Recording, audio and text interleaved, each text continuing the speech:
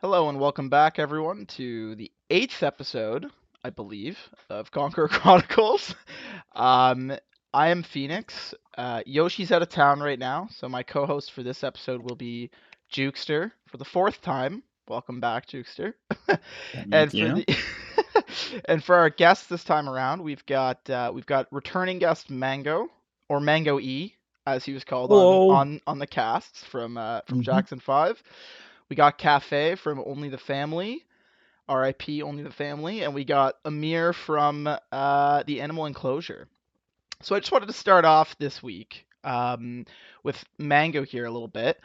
Obviously, your team didn't quite make the playoffs this time around. Um, I think you guys actually might have even been bottom seed or close to, I think. But um, Yeah, we were the second bottom seed. second bottom seed, yeah. Well, you know what? hmm Listen, Not last. not last at least. That Yeah, that yeah. So honor our goes to last Crownfell. series, our last series was actually the battle for last place. So if we got 2-0'd, we would have been last. But Well, you as know long as we what? won one game, but we kind of, you know how that series went. Yeah. And you know what? Like that's like arguably the most important series, dude. No one wants to be dead last, bro. There was a lot on the line there, dude. There was a lot of pride True, on that for sure. a lot of But pride. It felt very good to beat the fuck out of the bottom seed. No offense to them, they're great guys, but goddamn, did we demolish them? Yeah, well, it was ugly. all I'm gonna say is that I'll have you know the Cheddar Bears scrims went very good, so I'm actually shocked about that. So, but anyway, Um, I guess I just wanted to pick your brains on why you think this season went the way that it did for you guys, and if you think you learned something maybe to carry forward for next season. I know in the chat, I think there was a couple extenuating circumstances for you guys that you were explaining a little bit.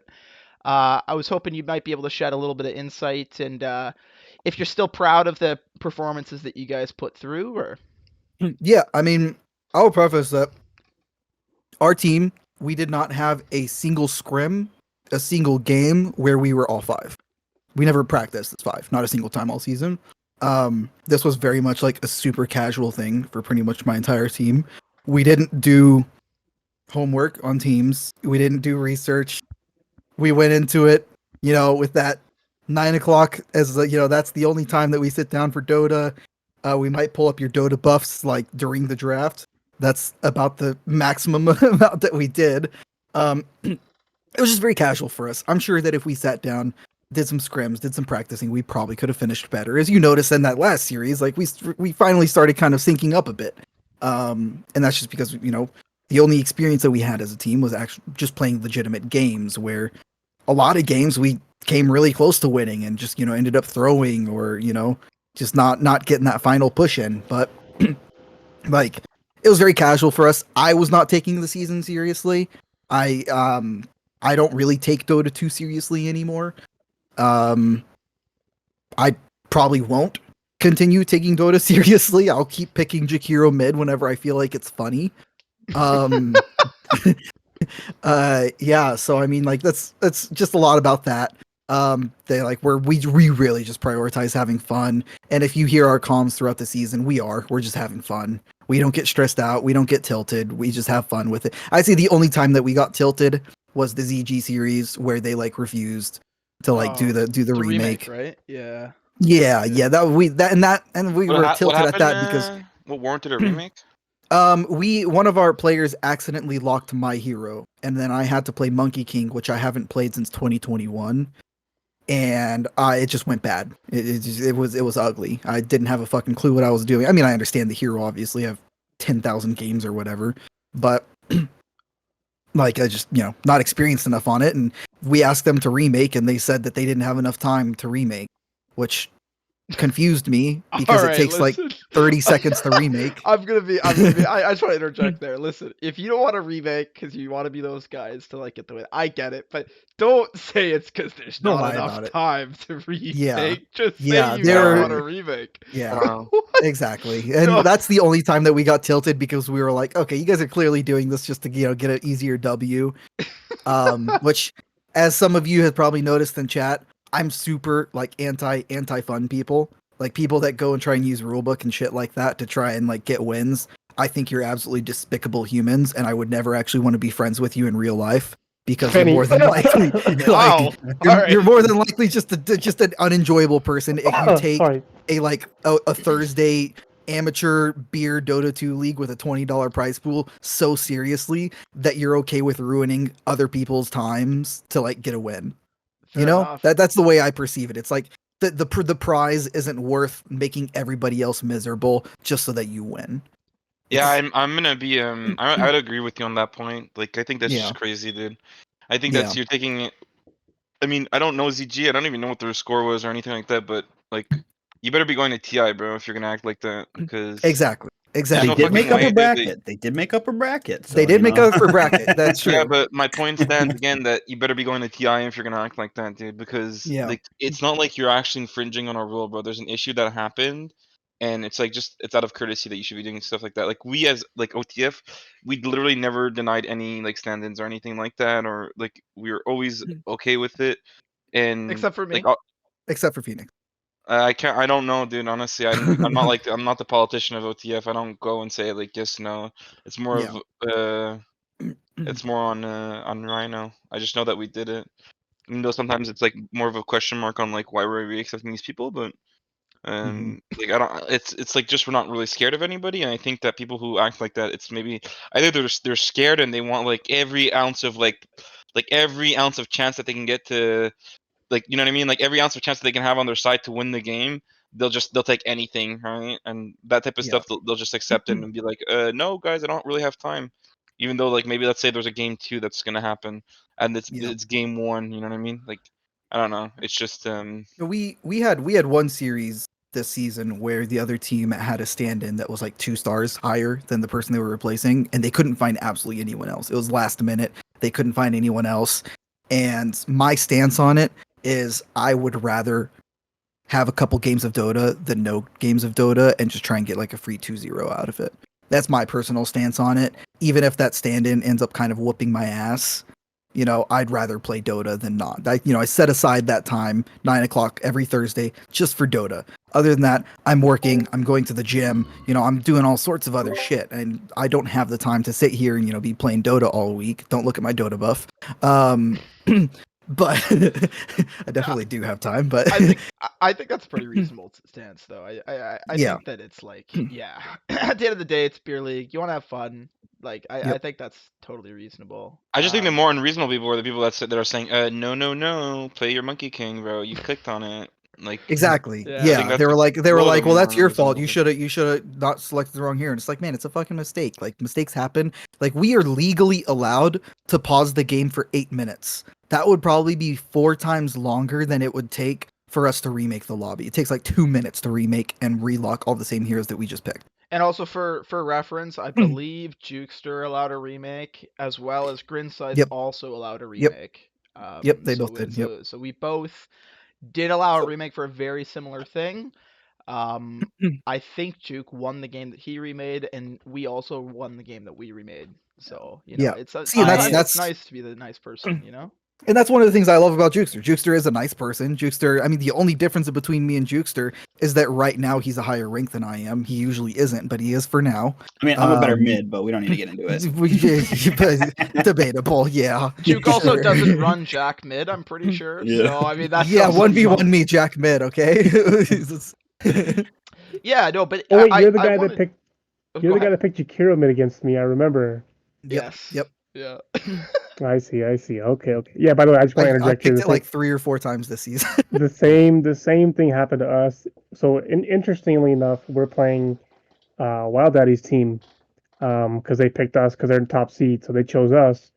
I was kind of surprised, but I'm kind of pleased as well because I think Juice's team is the best that I've played so far, and we played Wild Daddy. And back when we played them, it was not very like I wasn't very impressed.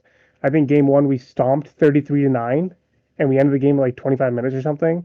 And then game two, what happened to Mango happened to us, where I had to like go use the washroom during pick phase, and like Caleb for like some reason also fucked off, and then I was just like we were stuck with the swapped hero. So he was playing Bristleback mid, and I was playing Luna, and I'm not a carry player, and he doesn't know mid from his thumb.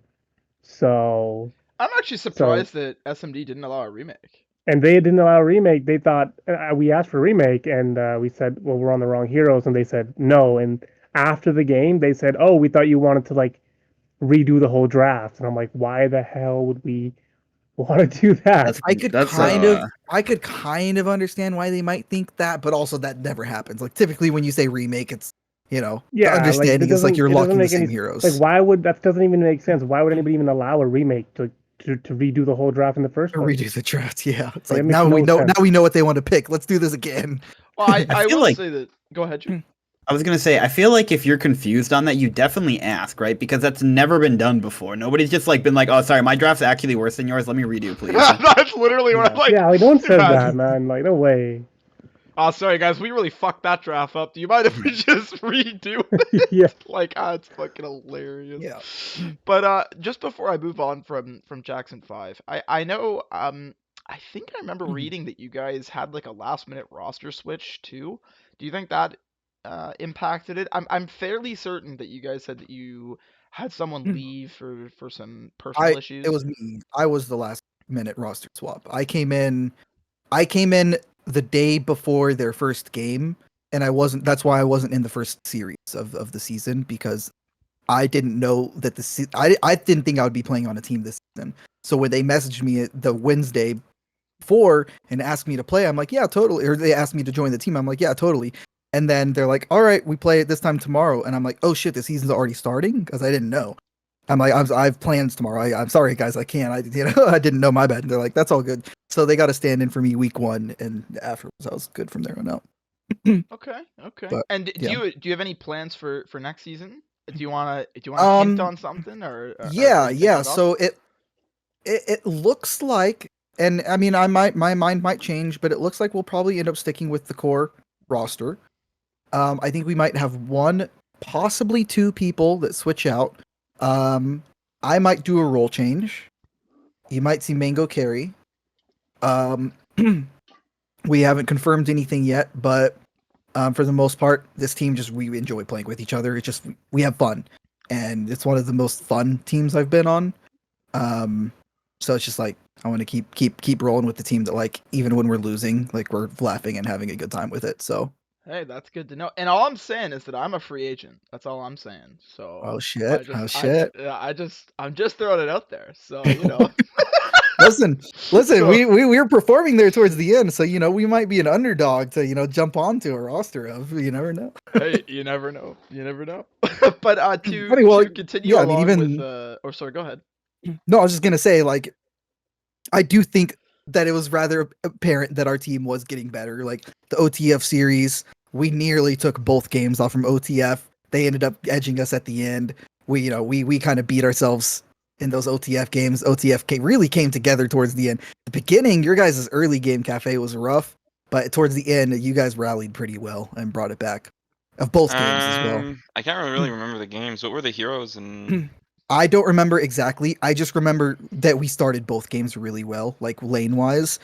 Um, Actually, I think the second game we were worse off at the beginning, but I remember the first game we had a really good start with, and we just ended up throwing it because that was the one to where we kept trying to go high ground, and you guys were cutting waves. I remember specifically the first Okay, game. I have the games in front of me right here. So the first game, you guys are running. Jug, right? Was there a jug? Yeah, is Yep. Jug, and then the second game is. Yeah, One and sec. that's where we also felt like we kind of made a mistake. Jug sucks, and we picked Jug for I some think stupid Blunt reason. had played Quap in that series too, and he went huge, if I remember Yeah. correctly. Yeah, and the game 2. Yeah, I mean, game 2 is just unplayable for you guys though. Like I Yeah, was so farmed, and none of you guys have like that was when you were on Luna, right? Lena. The first Oh, game you on were on Luna, Luna. Okay. it wasn't like there's nothing really special that happened in game 1.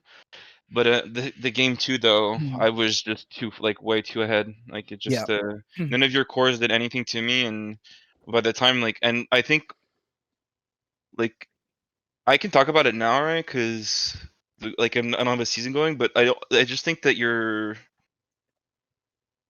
like if your guys have a Razor player that's like this attuned with the hero, I don't think he should be building like these items because I think that Yeah, yep. That he was one of the things that we did reflect on afterwards. Is he's that the Razor almost is our builds weren't syncing up well. if like there's one hero that can carry this game against all of our heroes, it's this Razor hero. Because you guys have really good catch with like Tusk and Lich as follow up, and you guys can just like enable the Razor.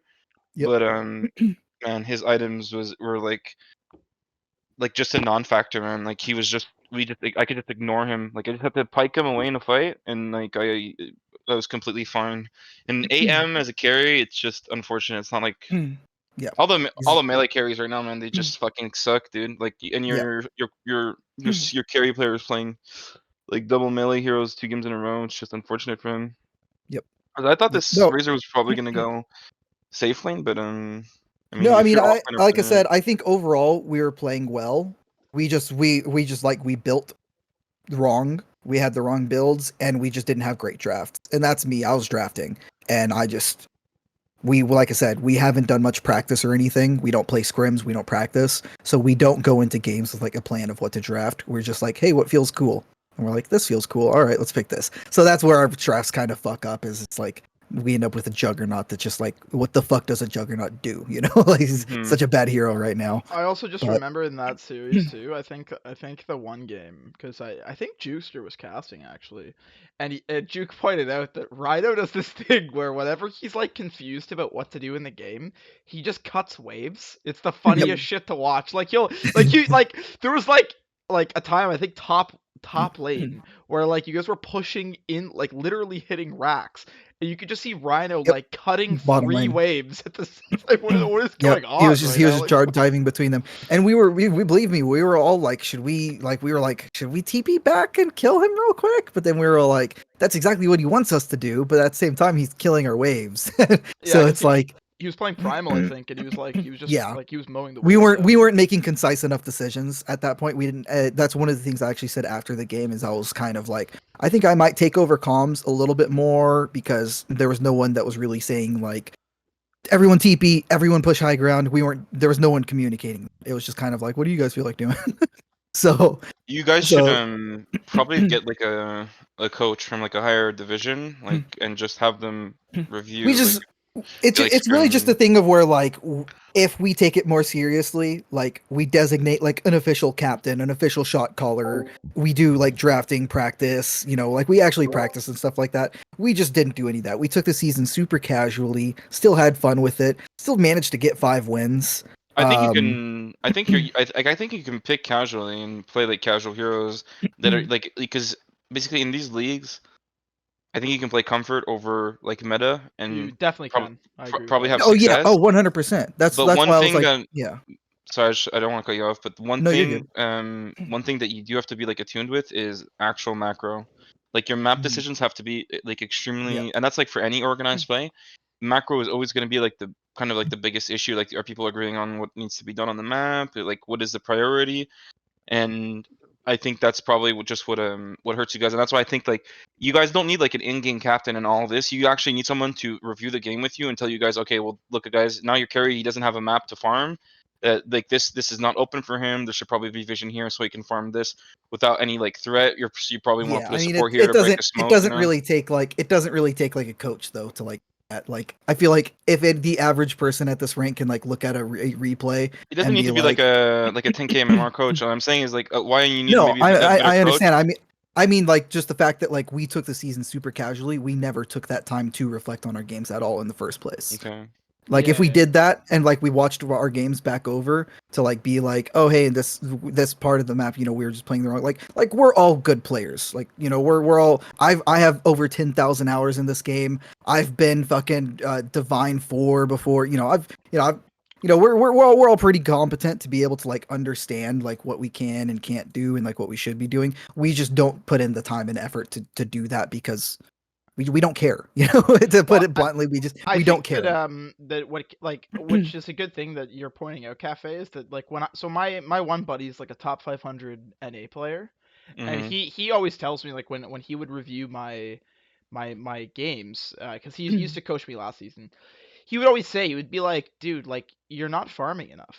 Like it's like, and he would point out examples. He'd be like, look, you just need to push this wave, farm the jungle, then go back to the wave. You know what I mean? Like those types of decisions, those like macro decisions, actually make a really big deal. And having someone to, even if you think they're not that much better than you, just like like also Mango saying, just reviewing it yourself and kind of going through it and Oh just yeah. No, I mean like any team in Conqueror would instantly benefit and get more wins if they had like a higher MMR person reviewing their stuff and giving them input and stuff like that. Like I said, it's just a matter of like whether or not we care enough, and we simply haven't. But like even the top teams, even Jukes Angels, even ZG, if they had a Immortal 500 watching over their games, I'm sure an Immortal 500 could point out their games and be like, hey, if you did this differently, your game would probably go better. And I'm sure Jukester will be the first to admit that. In fact, Jukester fucking flames his team constantly in fucking Conk chat for doing stupid shit, and they still came out not top true. seed. I'll have you know that Kilauea is the single best player I've ever played with. So Oh, he's he is actually he is he perfect is in the every best player single It's in way. because I taught him Conqueror. everything he knows. That's There you true. go. Yeah. There you No, go. Killua is the best player in Conqueror. Well, I'll listen. I just I want to know move that it much. along a little bit here because I Yep. feel like Ameer's been by himself, sad, lonely. Haven't heard much from him. So I want to jump to you, Ameer. I know that you were talking about the fact that SMD picked you guys for next week, correct?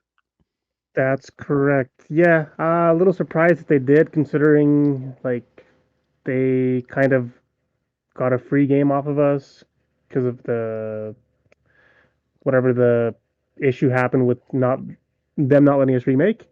I don't think they're bad. I don't think they're as good as their rankings say they are. They also beat Jukes when they had, I believe Jukes had like two stand-ins and they were missing like their best player and all that stuff. Is that right, Jukes? Um, Wild Daddy says Lim is our best player, but he is not our best player. Lim? Yeah, our pause 4. Oh, okay. He's a pause 4 that's actually a mid laner.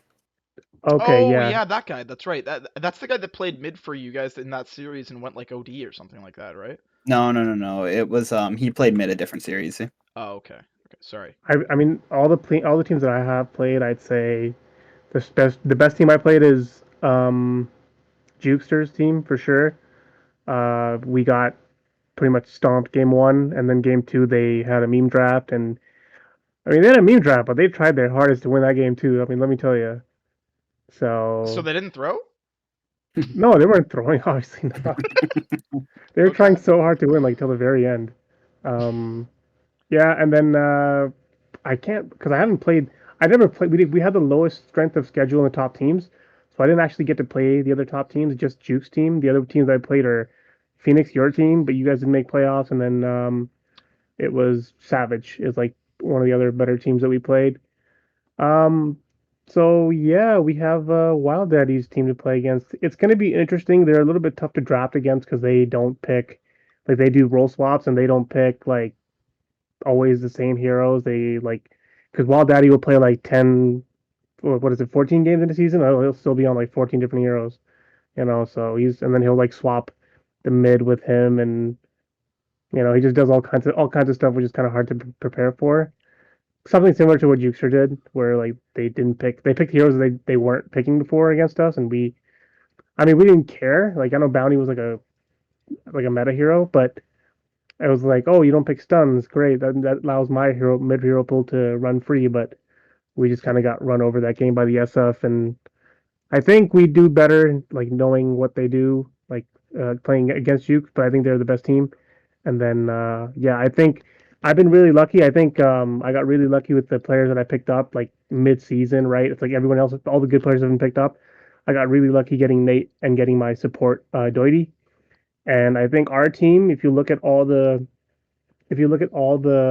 top teams, I think we have the best tri-core where I think we have the best core players as well. Like between me, Mike Carey, and Chewy or Nate as he goes by. Because Nate, I was looking at some tier lists and like a couple people had him as S tier offlaner, which is a funny thing because Nate doesn't play offlane. Nate is a mid player, and he switched to offlane because I couldn't find anybody. And he's like, "Well, I'll play Really? offlane for you." Yeah, he Wow. doesn't play Okay. offlane, and he's just like insane in the offlane.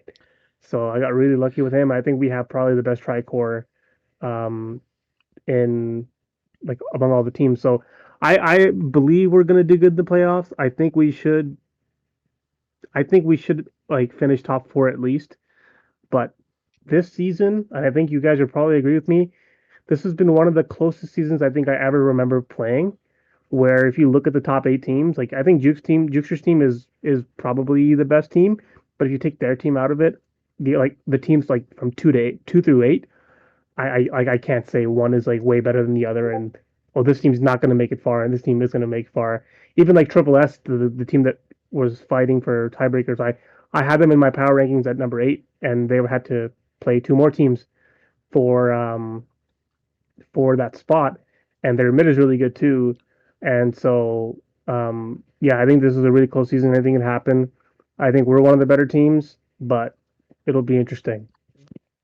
Yeah, I think for my own copium here for being knocked out, I will say I think this is a great season to watch. I think this is really cool because I would agree with you. I think that there's not really a clear best team besides the Angels. I would agree that in the wins that Juke's gotten, I think their teams looked very dominant. I think that they are probably the best team, but besides them, I feel like I don't know. I almost feel like it's like a coin toss for everyone else. Like I feel like Wild Daddy's team could beat Zealous. I feel like Zealous could beat them. I feel like Animal Enclosure can beat Slow Twitch. I feel, the opposite could happen too.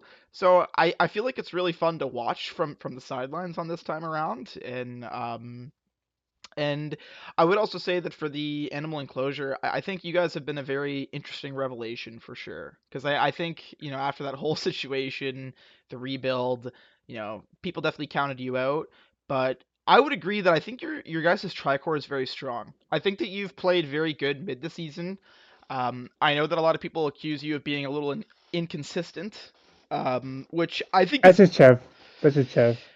I would agree that I think that you sometimes have up and down games. I will also say that, but I think this season you've played very well. I think in all the games I've watched, so I'm impressed with you. I think your carry is very good as well. He's not Killua, I'm sorry, but he is very good. I would say So he that. used to be he used to be higher. Like his peak MMR was 700 higher than Achille was. I don't care. Killua is my goat, so that's all I'm gonna but say. But but yeah, like go ahead. go ahead. No, you go. Yeah, I think I think if he has his hero and he has a game, I think it's a toss up between him and Killua. I think he is that good. It's just we haven't seen the best of him because he's not playing.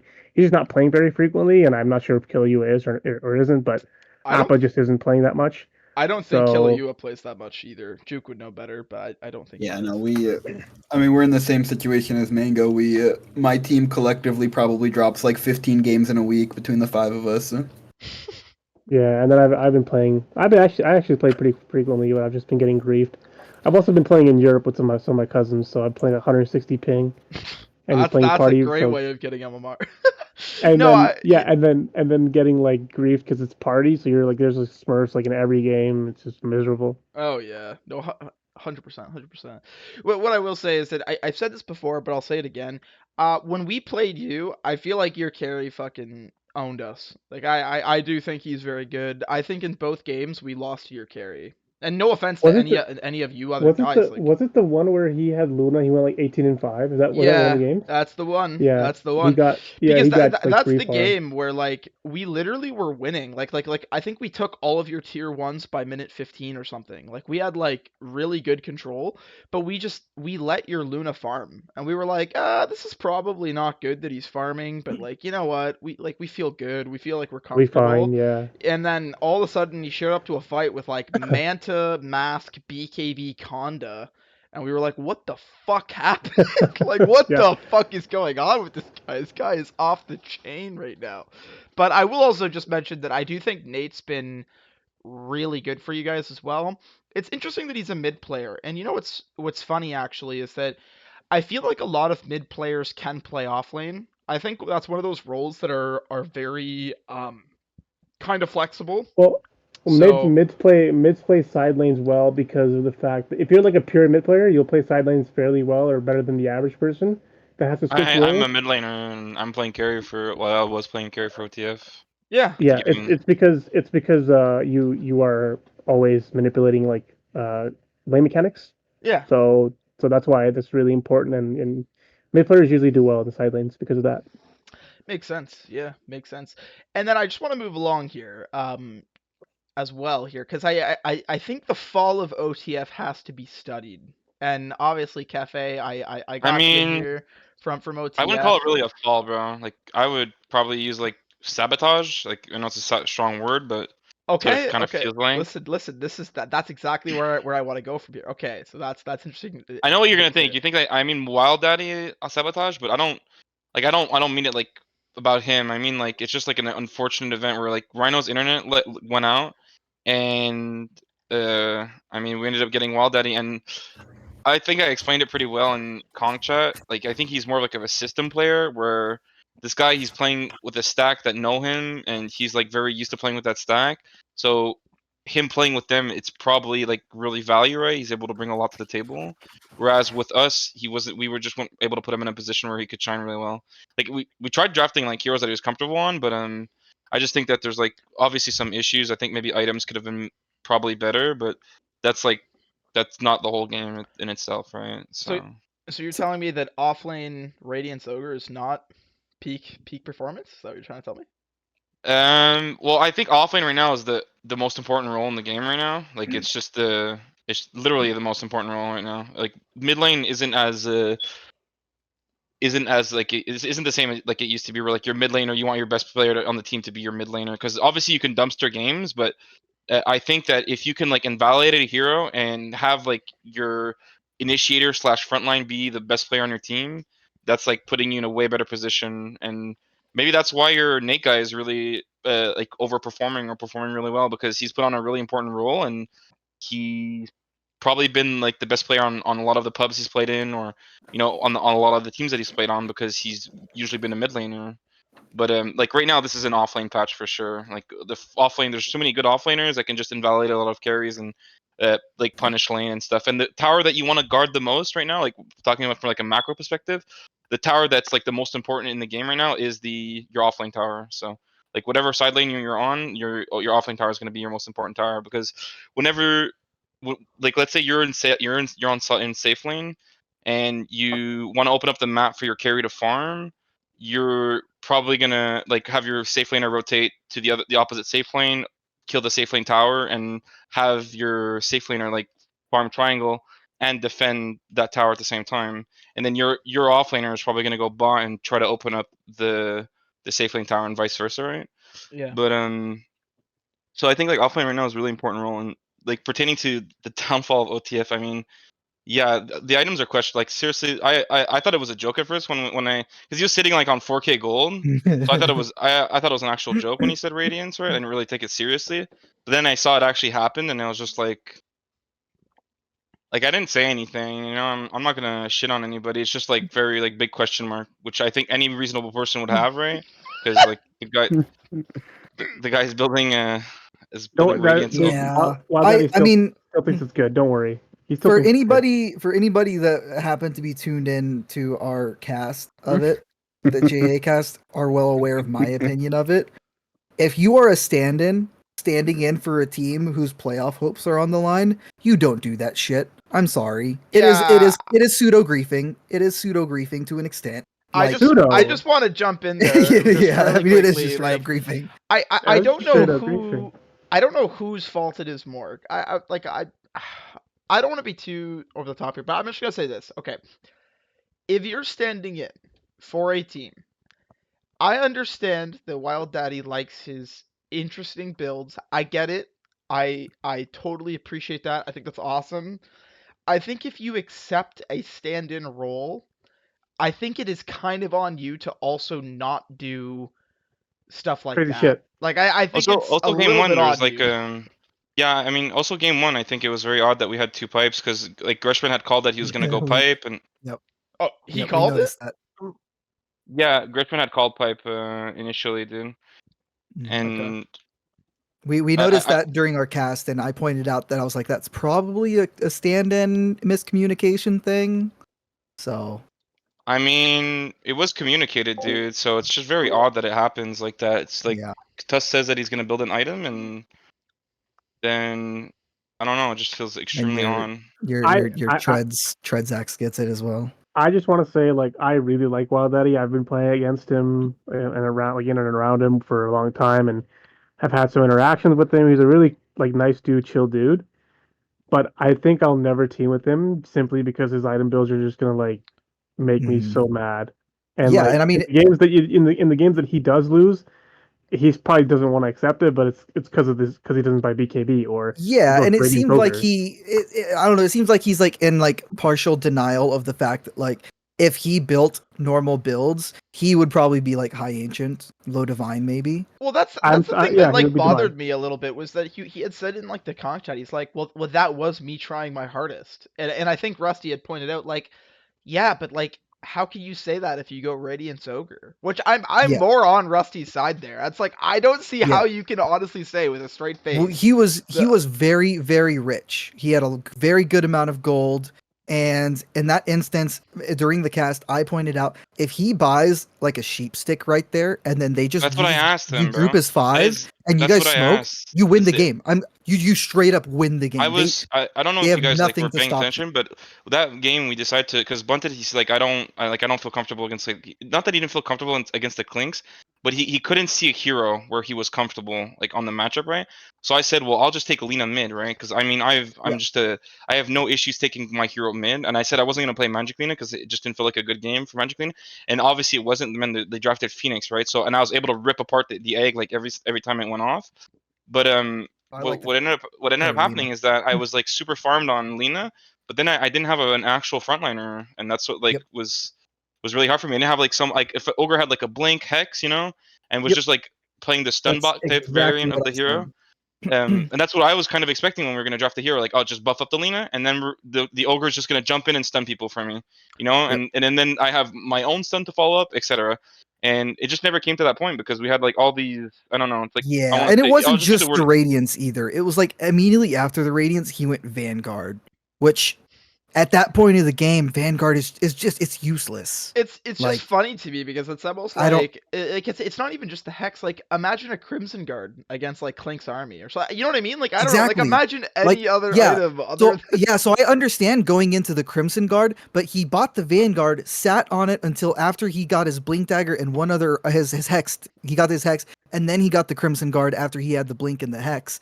And I'm just like, man, you didn't have to buy that Vanguard. You could have gotten your Blink faster. You should have gotten your Hex when you got that Radiance. You should have just Blink Hex. You guys group up as five. You smoke and you win the game. I have zero doubts about it. You guys 100% win the game if that happens. They okay. have And I nothing to mean, stop a fat ogre who can just blink Hex two or three people at a time, and then you guys just sweep the fucking field. It can't yeah, be. I mean, I think I had a really rough start that game because I started with W right for the level one fight, and I think we picked up like one or two kills or something. I can't remember like what initially happened, but first blood for there's sure. like some yeah like some level one fight happened right, and we were I ended up just like skilling stun, and that kind of like just screwed me for the lane on like from a certain point. It did screw me on my build path because I wanted to go like usually on Lena you want to go like QE Yep. just to be able to have like a sustainable lane. But then Blade. like what Yeah. ended up happening is like Clinks was like contesting a lot of the creeps because I think he just obviously the guy's not Hexy's not a bad player. He knew I had stun, so I ended up going Q to be able to like just snatch away last hits. And Lena, like people have this misconception where she's like really strong early for some reason, where it's like she actually like spikes really hard towards like level 3, level 4. That's when she's actually like a demon on the lane because she has like a stun, she has a nuke, and then she has actual auto attacks that she can like contest every creep with because she's just attacking so quickly. Um, and that's what like that's kind of what hurt my laning. But then I mean after I was just like able to recover like really well, and I don't know what minute it was, but like I was like just top net worth for a good portion of the game. Then it just like I don't know, the game just really fell apart like really quickly. I also just want to quickly pause for just a second here because I know we kind of went in there. I just want to make something very clear as well. I honestly blame Rhino more than I do Wild Daddy in the sense of I have nothing against Rhino. Like I'm not trying to, insinuate anything, but I will say I think the fact that he was the chosen stand-in is my bigger problem. I like everyone knows that Wild Daddy is Wild Daddy. I think if you pick him as your stand-in, and tell your team which cafe. You said in the conch chat yourself that you were just told he was an offlane player that played SK Centaur, correct? You had no idea. Yeah, so I didn't remember the guy, but basically wanted like in Warrior the season before this one, he got like banned, right, because of the Alta situation. Yes. I was not playing the game at that point. Like I just like completely ran down my MMR with double downs, and it was just like I took a really big break from the game. And I came back because Wanted was like, "Yo, I need a stand-in for my team because of the alt situation." So I was like, "Understandable, bro. I'll come and do it." I ended up playing against Wild Daddy mid, bro. He played Sand King against me, and I killed him. Like I was like 14-0 on Storm, and we ended up losing that game because, like I said, this guy's probably a really good system player, and that's where I remember it from. Like this guy he's maybe not the best, like doesn't have maybe the best fundamentals, but I think as like with the team that he's used to playing with, he's pretty good, like at doing what he needs to do. But yeah, I didn't remember him being the guy that built Radiant, because he also built like Radiant on Sand King, which I thought was like, what the fuck? Like, why are you? What the That's fuck, dude? Like, you're getting that's stomped. far more feasible than on Ogre. I will Well, Yeah, say like, but that. okay, but still, like bro, he got I Giga stomped on lane. Like, he got Giga stomped on Yeah. lane. Like, at what point why would you go like a 35-minute rate? Like, the item Yeah. is dog shit. First of all, the item It is is. good. Like, it's a very early game oriented item, but you don't buy the item if like you don't have it by 15, 16, 17, 18 minutes, right? If you're getting a 35-minute radiance, there's a problem, dude. Like, that's not Yeah. when you build the item. You don't build the item You at could 35 you're minutes. probably safe off by just buying a fucking nullifier if you have the if you have the like relic at that point, because people have Yules, Force Staffs, etc. by that yeah, point. Yeah, I I absolutely. You don't would get a radiance. I would agree with you on that, but I guess I to go back to what I was saying, I just want to make it clear, I'm not trying to hate on him. I think he's a good player. I I think don't it's hate on him more, either. yeah, I think it's more the fault that, like, I don't know, like, and I don't want to be too, I just think, like, guys, it was a Wednesday night. There's no other league matches. You're telling me you couldn't get someone better than an Archon 4? They could have. Like, They could have. come That was on, bro. that Like, was They could have. my like, just from an MMR perspective, that was my first reaction. It's like, what the fuck? Why do we have an Archon 4 player when Rhino is almost divine, right? Like, Rhino's and he's almost a not divine even an player, offlaner. He's not even and an offlaner. Like, what Wild Daddy's not an offlaner? no, he's not an No, offlaner. no, That's his I didn't know least that. comfortable nope. role. No, I He's don't not know an that, offlaner. bro. That's what my whole point is. Like, I'm very disconnected from those types of decisions, bro. I just come in and I'm Yeah. told But this is 40 minutes before my match, I'm told like, hey, bro, my internet's gone out, and I Yeah. got this as a replacement, and this is his hero this is pool. my He's a really good point. offlaner. This is my And I'm point. just spoon fed information, bro. And I'm like, what the fuck? This is my When it does point. happen, yeah, I'm listening, my bad. It's not your fault. Like that. That's my point. It's not your fault. I'm saying it's the fault of the captain. That's my opinion. It honestly just it almost seems suspicious. Like I'm just being real. Like there's no way because okay, IPA's team, okay, was not asked at all. They have like 3 offlaners on that team. Rhino didn't I ask know them at all. IPA, bro. I know Yeah, IPA. Like, it I've played didn't in ask houses him with at him all. before if I That played just it AD2L. just it feels weird to me. I don't know. Even my offlaner, he would have been Yeah. available. My team's knocked out. So He wasn't even so asked. it is kind of funny because I do think it was very self-inflicted that you guys ended up with Wild Daddy because That's why I use the word sabotage. It's honestly why. It's because it's just yeah, like it's not just Wild Daddy, right? And I don't hate the guy. I think the guy's very PMA. He's very like he's doing his own thing. I yeah, just don't think it's very suitable for the way that the game should have gone, right? Because I have like a yeah, very like my way of thinking about it is obviously I play carry and mid. Those are like my 2 preferred roles. When I'm playing carry, bro, I'm playing as like you're the insurance policy of the game. You're there to win the game, like for your team late game, and that's how it should be for like any carry, right? You want to be the insurance policy where your mid is actually going to be the one that's going to be dictating the major part of the game while you're farming up your items. You're getting to that point where the insurance policy does come online, mhm, and this guy's now active. I'm yeah, not saying like you don't TP to a fucking tower and like to not fight because you're guys, I gotta clear this ancient camp. No, that's yeah, not what I'm saying. I'm saying like you're looking for like very calculated fights where you know that you're not. Oh, my PC froze, yeah. dude. I So don't know if I'm like I disconnected feel from like I Discord. relate to Wild Daddy a little bit in the fact that like he builds weird, I pick weird. If I pick normal mid heroes, we probably win a couple more games than what we did. But if so, for example, if you guys had not declined Phoenix, I would have been your stand. I don't know why But Phoenix. Why you were declining though? I'm not sure what Rhino's thought process So was there can either. let's but let's take a pause here and just tell you from my perspective on what happened here. Juke, Mhm. I'm not sure if you have anything to add though about the whole Wild Daddy stand instead of So anyone else. the only thing is that Mango, I don't know if he can comment on this because he's played a lot of games with Rhino. Rhino is the person that I have teamed with the most in my time in AD2L, and I'm probably the player that he has teamed with the most. I have like 2 or 3 seasons with him on a digital habitat stack, and then there's like 4 seasons in a row. Not this season, but like 4 before that he either asked me to be on a team or he kicked a player within the first couple weeks to put me on the team instead. So I know Rhino very, very, very well. It it does feel very odd that he would, with how much he was talking and everything. It feels strange that obviously internet issues happen; they can come up in that, but he's not responding to everybody. He's actually media blackout. Like he finally did it, and Yeah, I know he's him not well responding to enough. messages or anything either. Yeah. I know him well enough to know that like he would still be like responding to people, unless that and it very well could be you don't have to comment on it, Cafe. Maybe there's a thing in like OTF where they're like, oh, we're just gonna pull a good one over everybody's head. I'm gonna talk to you guys, but I'm not gonna talk to anybody else. I mean, that very well could be a thing. That's something that Rhino might actually do, but for him No, to Rhino just talk kind of as went much. dark after like the whole internet issue. He just kind of went dark, and But for him he's to talk as much as he did about this season and say that, after beating Jackson 5, that there's no team in the league that can contend with you guys, for him to talk that much and then actively go out and find Wild Daddy. And again, it's not Wild Daddy's fault because that's how he plays the game.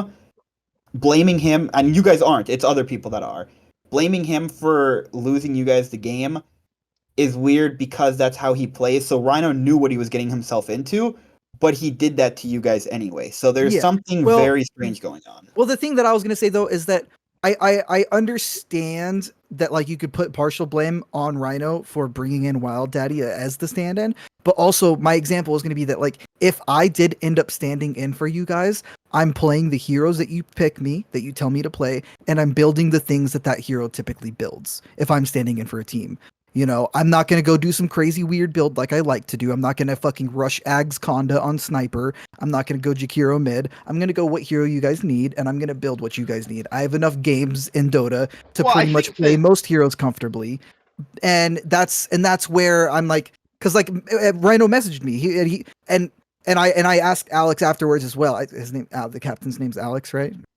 who Something like that. for Of the other team's captain, I forgot his name. It is Alex, Spike? right? Spooky? Spike? I Spikes. actually only know him as Spike. If his name is Alex, then Okay. that's yeah. Well, no. I mean, like, isn't it like in Discord? Isn't like Alex something? I don't No, know. no, I might be his thinking of name someone is else. Dr. yeah. Spike. His name is Doctor Spike, the Dota Doctor, I Okay. believe. Okay, I'm thinking of someone else then. But Yeah. no, I asked him afterwards if he would have approved me as a stand-in, and he said yes if Phoenix didn't get declined. So, like, Rando had messaged me and said, "Hey, can you stand in? We're just gonna put you on like Axe Centaur," and I'm like, "That's cool, that's fine, I can do that." Two really simple brain dead heroes to play. You just fucking you build what every single person builds on him, and that's like even if on the game that he did play Axe, he goes out and builds treads, like kind of Well, kind okay, of a so weird, let kind of a little weird build there. let me just jump in here. I agree Yeah. with you. I agree with you, Mango. I think that if you're standing in, I think you should be held to the highest standard because you are not on that team. It is a tiebreaker situation. You need to win that game. It has to be won. I think that it is kind of on you to play it as perfectly as you can. In my opinion, I agree with you. I think However, Wild Daddy treated it more casually than he should have. No, he had a lot of he put a lot of like self pressure on himself. I'm not gonna lie, like that's one thing I told Yeah. him like not to do. Like just don't like put too much pressure on yourself. But I understand where you guys are coming from. Like yeah, that is the type of pressure that you should be feeling when you're extended. But I Mhm. also I also told him like dude, don't put like don't just to Yeah, give him like some I peace of don't I mind. don't think I don't think he didn't try. I'm 100% sure he tried, and I'm 100% sure he tried his absolute best. He just made a me bad too. decision Me It's in too. just going with his build. I don't think it's also like even Mhm. game one like. Me and Rhino were me and Blunter were cooking that game one like for a long time. Like I was Yeah. really big on Bristle, and it's just like like when you look at the stats after the game, you can just see that we're just missing a core, man. Like the Tusk Yeah. did more damage than the Axe. You know what I mean? Like, So Exactly. and I was told the Axe was like one of his heroes. That's why I was like so adamant on like, oh, we should probably look at Axe here. And they had first pick Sand King both times, and he really had a preference for Sand King, and that's why in game 2 we kind of wanted to secure it, and we didn't get it because they picked it again. So he asked for Ogre, and I was like, okay, well.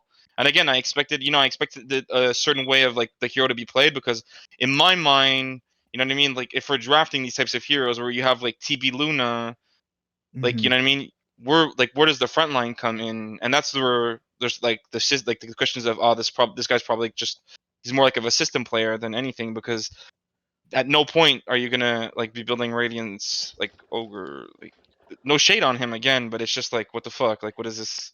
Yeah. What does this even do? There's not even like an illusion. You know what I mean? There's not even like yeah, an illusion here in the game. Like, I don't even No, see where this is we were fucking coming memeing during from. the cast, and we were like, "Oh, they're Mhm. missing hits. It's the Radiance is carrying them. They're missing their right clicks." Like yeah, like no, for being sure. sarcastic. Like it's not doing anything. So It had zero impact on the game. let me just jump in here really quick, because I think it's important to also give my point of view of kind of the events that happened here, because I had a few people reach out to me. I had Blunted that added me in the chat to kind of like, insinuating why I kind of got involved with this whole stand-in thing.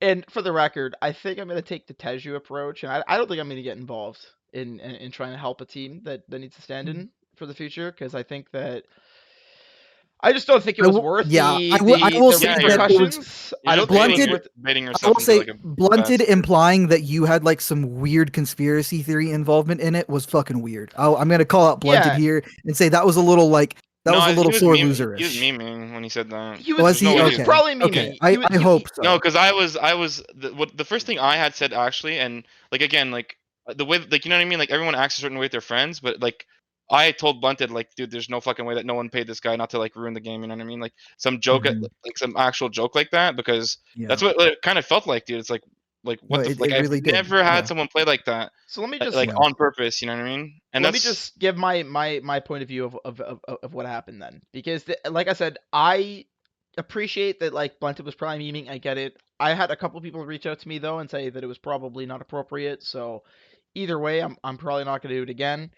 But the way that it happened on my end, okay, is that Spike had messaged me, said, "Hey, we agreed to do a reschedule. I thought I had my full roster. It turns out my mid can't make it. And I did the reschedule because Rhino really wanted it, and I want the league to get a best of 3 instead of a best of 1. So super honorable thing to do. Like totally mhm. I felt like it made sense, right? And he had said, he was like, "Listen, I asked a bunch of other mids. No other mids could do it. Do you think you can do it?" And I told him from the start, I said, "Brother, I'll do it," because Spike's a friend of mine. I was like, "Yeah, I'll definitely do it." But I don't think Rhino's going to approve it. I know Rhino. I know he loves to win. I think he's going to rulebook you because I'm 2 stars ahead. I was fairly confident that I was going to get No, we rulebooked. didn't rulebook anybody, bro, this season. There was a game we played against Core. Okay, Like, I'm Cafe. I'm gonna tell you right now. I was not allowed to play.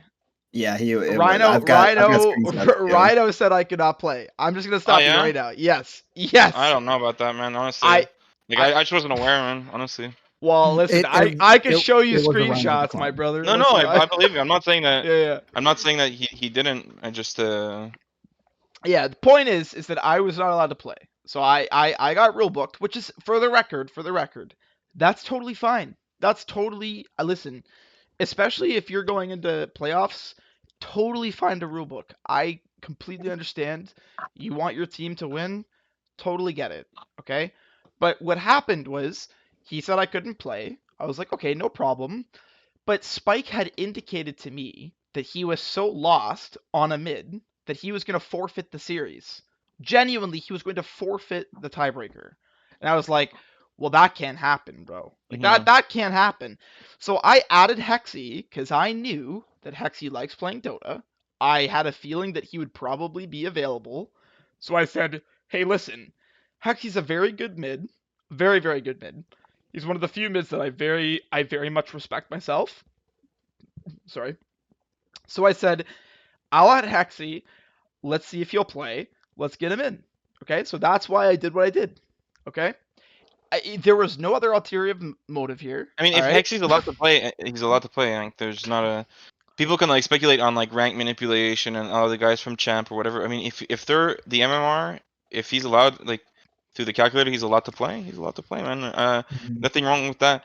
And It's that's what just happened. Yeah, I was very puzzled that like basically we're like so far away from like usually as a team, you know what I mean? You want to be like very like and this is just for like an MMR standpoint. You want to be like at like either on the dot or like at the edge of it, right? Where like your whole like you have like you're capped out in terms of like what every position can have in terms of MMR, what every player can have, and we go from like an ancient 4 player all the way to like an Archon, like I don't yeah, even know it's what a rank huge he was. loss. Archon 4. Yeah, huge loss. Icon 4. And Huge like if loss. you look at like we can look at the games real quickly, but like game 1 it was 1 and 12 on Axe and he had like 13k damage and my Tusk, who was my pos 4 um had 14k like 15k, almost 15k damage. And I just want to look at the items. That's the biggest thing.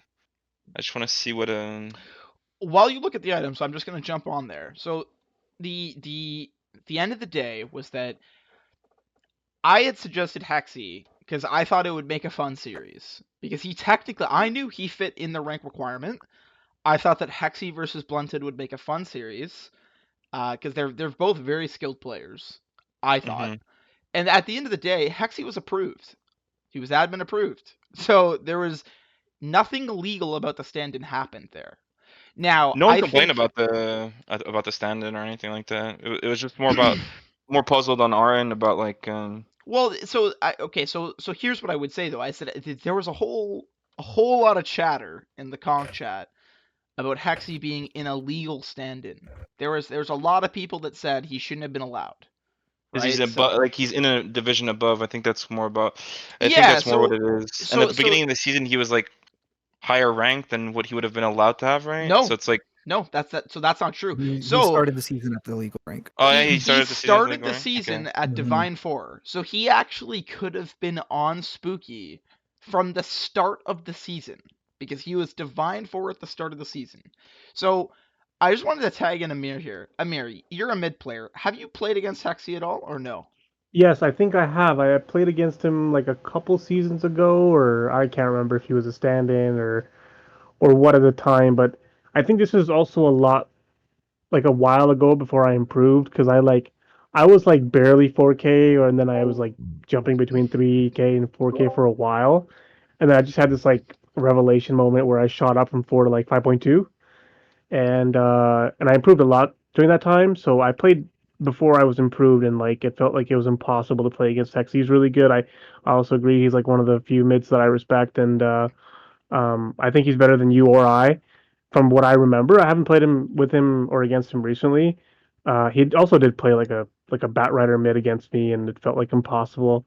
So, but I've heard that he's has always been a good player, and he's been immortal before as well. So yeah, that's my input. What I'm going to say about this is that Hexy, in my opinion, and I know a lot of people, a lot of people like to shit on him. A lot of people like to. But what I'm going to say is this: for lane stage, he is the best mid laner I've played against. In Conqueror division, he is the most oppressive laner, 100%. I don't think I've ever won a lane against him. I've drawn lanes, no problem. But he's a very good laner.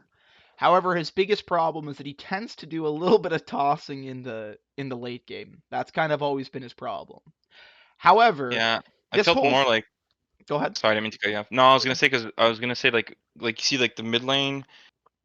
Because I played it. I mean, I played against him, and I didn't really like have any issues. It's just more about like on me on my end. You know what I mean? Like, 'cause like I said, I skilled wrong, and that's just because of like oh we had a like level 1 fight. I think we started with first blood, and then like he was contesting creeps, and like I don't know if anyone plays against like plays Clinks mid, but it's just like spam Tarbon and death back creeps. You know what I mean? That's literally what the hero does, and I think you are right though. Like he did like his mid game. He was like overzealous because I don't want to say he threw, but it's just more like he's a bit more overzealous and he puts himself into like precarious situations where he just ends up dying randomly No, because that's like he that's thinks that's he's 100% really true. strong. Yeah, that's definitely true. I know last season He did that as well. So yeah, no, he's very good on lane, and then he tends to kind of make a little bit of sometimes some poor choices later.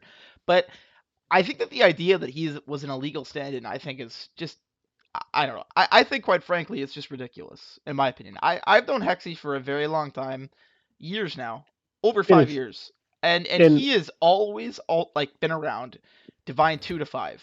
I think the idea that he is like some insane like a mortal mid that's like totally unfair that he played, I think that's fucking ridiculous, quite frankly. No, I don't think so. Last That's season, I was 4-0 against him. I beat him 4 times last season. There's he is a beatable stand-in, and I think the word. Okay, in my opinion, who was I saying think. that? Who was saying that stuff that he was like illegal? Well, there was a lot of people that were saying that he shouldn't have been allowed. But in particular, one of the biggest arguments is that like, oh, he's playing the division up, so it's like it makes it better. I think that's a weak argument too. In my opinion, I don't think that's a good argument. However, should there be a rule that maybe someone from the division up shouldn't play down? I could see that. I could see that rule. Like I could see the case for that. However, at the end of the day, he fit in the rule requirements and he was admin approved. I don't see the problem. I don't know. I don't And know. there's you don't really need to talk about much about like the Hexy replacement because again, like we weren't really bothered by it. Like obviously there's just some like yapping from our team because just like you know what I mean, like Bunted the hero, like Bunted tends to play more like standard heroes on the lane, and Hexy plays like all these like kind of like off meta things where it's like Clink's mid is not really off meta, it's just not seen that much, right? Yeah. But these are all heroes that are like easily punishable. It's just that the heroes that do the punishing is not what like Bunted is like specialized on, right? So like when we saw Click like game one, I can't remember. Like, yeah, game one it was like Quap into LC. Hmm. I don't know what this narrative is of like because I remember somebody wrote it in chat like uh, maybe like Bunted it's like a desperation pick. There's no point where like we're picking Quap because Bunted is like desperate and he doesn't know what to pick. Like we're picking because people think that like we haven't had success with the hero. I mean the hero is just extremely good right now, Also, and Bunted Blunted plays an plays insane quap. yeah, Bunted plays a good quad, bro. Like Yeah. we put Quap into like these bad matchups, and I think on one of the like the OTF nights where I was casting with Rhino, I was kind of explaining, or we were like interviewed by someone. I was explaining like the reason behind like why we're picking the hero, but like you can have like these bad matchups with the hero, but like once the hero hits 6, she's just gonna start hitting the map, and she doesn't really care about like the lane because like he's playing against Viper. Well, Pop is not like a very reactive hero, right? She's like much more of an instigator than anything, where she's just gonna walk to the lane and then blink into the lane and just absolutely blow up somebody. Whereas Viper, the way he's gonna gank a lane is he's either gonna get smoked and he's gonna walk through, like you know what I mean, like he's Or gonna walk TP. through jungle, or he's gonna TP because there's like a dive or there's a gank Yeah. coming, and like that very reactionary playstyle is just like it's a bit too slow. I think a lot of people play it in AD2L, but I don't think it's like that insane. I think Viper's just really it's like more like of a bait hero where people think it's gonna like scale or they're gonna get to this like 25 timing, but you can really punish a hero like especially on the map and just get your team ahead. Whereas like even if a Viper is ahead, if you just run 3 heroes at the 3 heroes at Viper, there's no way that hero's surviving. Like the hero's a piece of paper. I agree with you, by the So way, for the record, as a Viper spammer and a Viper specialist, I think the hero's not even that good right now, to be honest with you. I I don't think think it's people just gonna. like to fucking complain about it. I think that hero's very fucking good. It's because I people think like it's to a one v dog, one. dude. People mid like to 1v1, and this Viper hero just completely invalidates 1v1s, which is okay. That's what people want to pick it for. But like, there's other things that you can do. You know what I mean? And that's where like the okay, well, Bunty, we're gonna pick this hero for you. Just run the map. You know what I mean? And that's what he did, man. Like, and he did it like a champ. And then after when you open up the map, well, then he can start farming again. You know what I mean? Because he's gotten every lane ahead, so we can defend towers now. And if Hundred he needs to percent. farm for an item, well, he can farm for an item. 100%. 100%. Felix, I got a question for you. Okay, go ahead. Yeah. So, of all the players you played mid this season, who do you think was the best? Ooh, that's a good question actually. That's an easy answer. Who is the best mid that I played against? Ooh, that's really tough actually. Did you Fuck. play against Blunted? I did not. That's the I I problem. also mean, did not. I I, heard good I things about if Blunted, but I did if not I play against played him. against Blunted, I'd probably say Blunted. Um, Blunted is the okay. best mid laner in all of AD2L. Like people can say whatever they want. No, This guy is I like agree with super you. young, and this guy's super young, and he's super good. And I, the I only think he has a, reason I think he has a lot of room for improvement. I saw some mistakes that he made in some of his games, but for how old he is and how good he is, very I impressive. mean, yeah, How old I is think he's he? obviously cracked, bro. I think there's he's certain cracked. obviously like when he's playing like when we're dumpstering the like against SSS when we're like dumpstering the game and he's like channeling alt as SF, but there's a he's sitting on a ward and he just gets like ran at by 4 heroes. Like obviously, yeah, that's an issue, but like you can't fault the guy for just you know what I mean he's having fun, you know what I mean. But like when if Bunter 100%. is like Yeah. full on tryharding, and I think this is just gonna become like he's gonna become like a little bit more vocal and he's gonna talk a bit more and he's gonna start to like actually want to lead because mid lane that's usually what you should try to tend to do is you try to want to like connect with your 4 and your 5 and the voice of the team should be like those players because they have the most like agency on the map or they have actual like potential to move around the map and actually do stuff once he fits like once he jumps more into that type of role I think he's just going to be like a monster and right now I think like he could obviously just be immortal like he's just rank setting I think but he could definitely be immortal but it's just That's a hot take that you just said. But yeah, Yeah, it's kind of a what do hot you take. mean, I bro? would I know he's good, but no, I don't know if he's Dude, that I would good. agree. No, listen, I would agree with him. I think if he didn't have fucking 7 Smurfs that he fucking played, I think if he played on his main, I think he'd be immortal too. You know, he I does think play he his would. main. We just play normals. We don't play like ranked on his main. Oh, you should play ranked because he'd definitely Yeah, be that's what I immortal. mean. He would definitely be Yeah, immortal. He's definitely yeah. the best. I But to met answer, Blunted in houses. Like to give you a bit of backlore, I met Blunted in houses, and I had not played the game for like I want to say like probably 9 years, like 8 or 9 years. And I'd started playing again, and I was like on a Guardian account, and I met some guys, and they invited me to like an in-house. yeah. And me and Blunted, like we were always on opposite teams because they never wanted us to play together.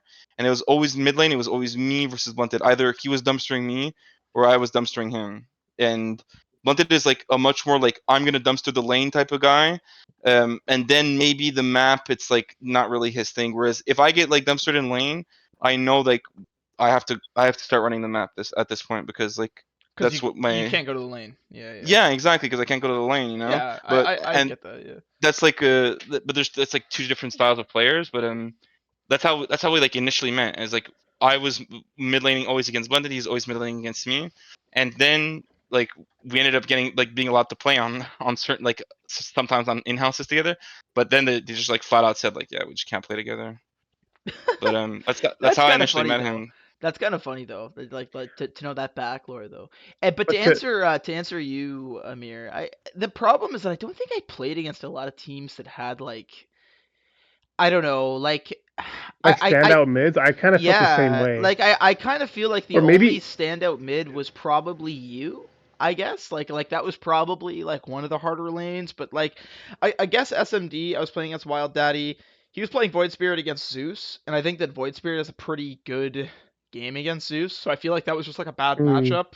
I think that I'd say like like the similar thing where it's like I only struggled because like I didn't really feel challenged by any mids this season except when I got like these lane dominating matchups. Like Amaze kind of owned me with Lena. I had like Ember, I think, and then you kind of owned with Viper. Like the lane you did own, but then we kind of just like your hero was a non-hero later on in the game. yeah, yeah. Yeah. So Yeah, well, I have it's a tough though. It's like yeah, cause like I would say that Ames also owned me the one game, but that was also the game that we like 16-minute GG'd out because we were tilted, and I was playing Puck against Sniper, and like that's like oh such an easy that's sniper just a lane. GG matchup. Yeah, Yeah, that's like just a that's GG just like matchup. an easy sniper lane. So like I don't It's know, like it's tough, although man. I'll say it's a lot easier. It's gonna be not as bad now compared to what it was before because before the headshot was just like OP, and Puck has more armor now, so that lane is not as bad as it used to be.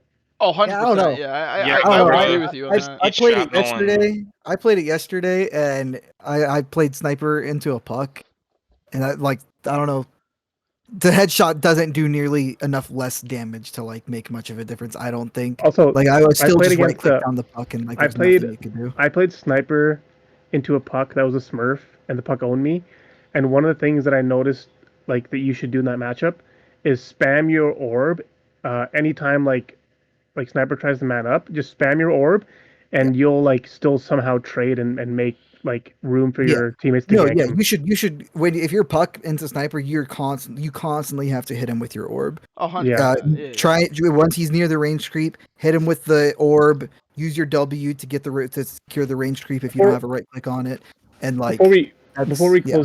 close it off the podcast off, I just have one more question. That's for Jukester because he's been pretty quiet. But similar to what I asked Phoenix, not mid, but considering pretty much everyone thinks you guys are the best team, out of all the teams that you've played, who do you feel most challenged by, or who do you think that, like, if you look at the top 2 to 8, what teams do you think are going to be good, going to go deep, or the teams that you have played, which teams have been good?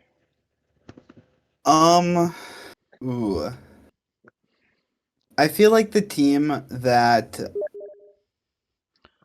it's hard for us to say because we've only had 3 weeks where we've actually had all of us together. We've always had stand-ins or hurricane issues.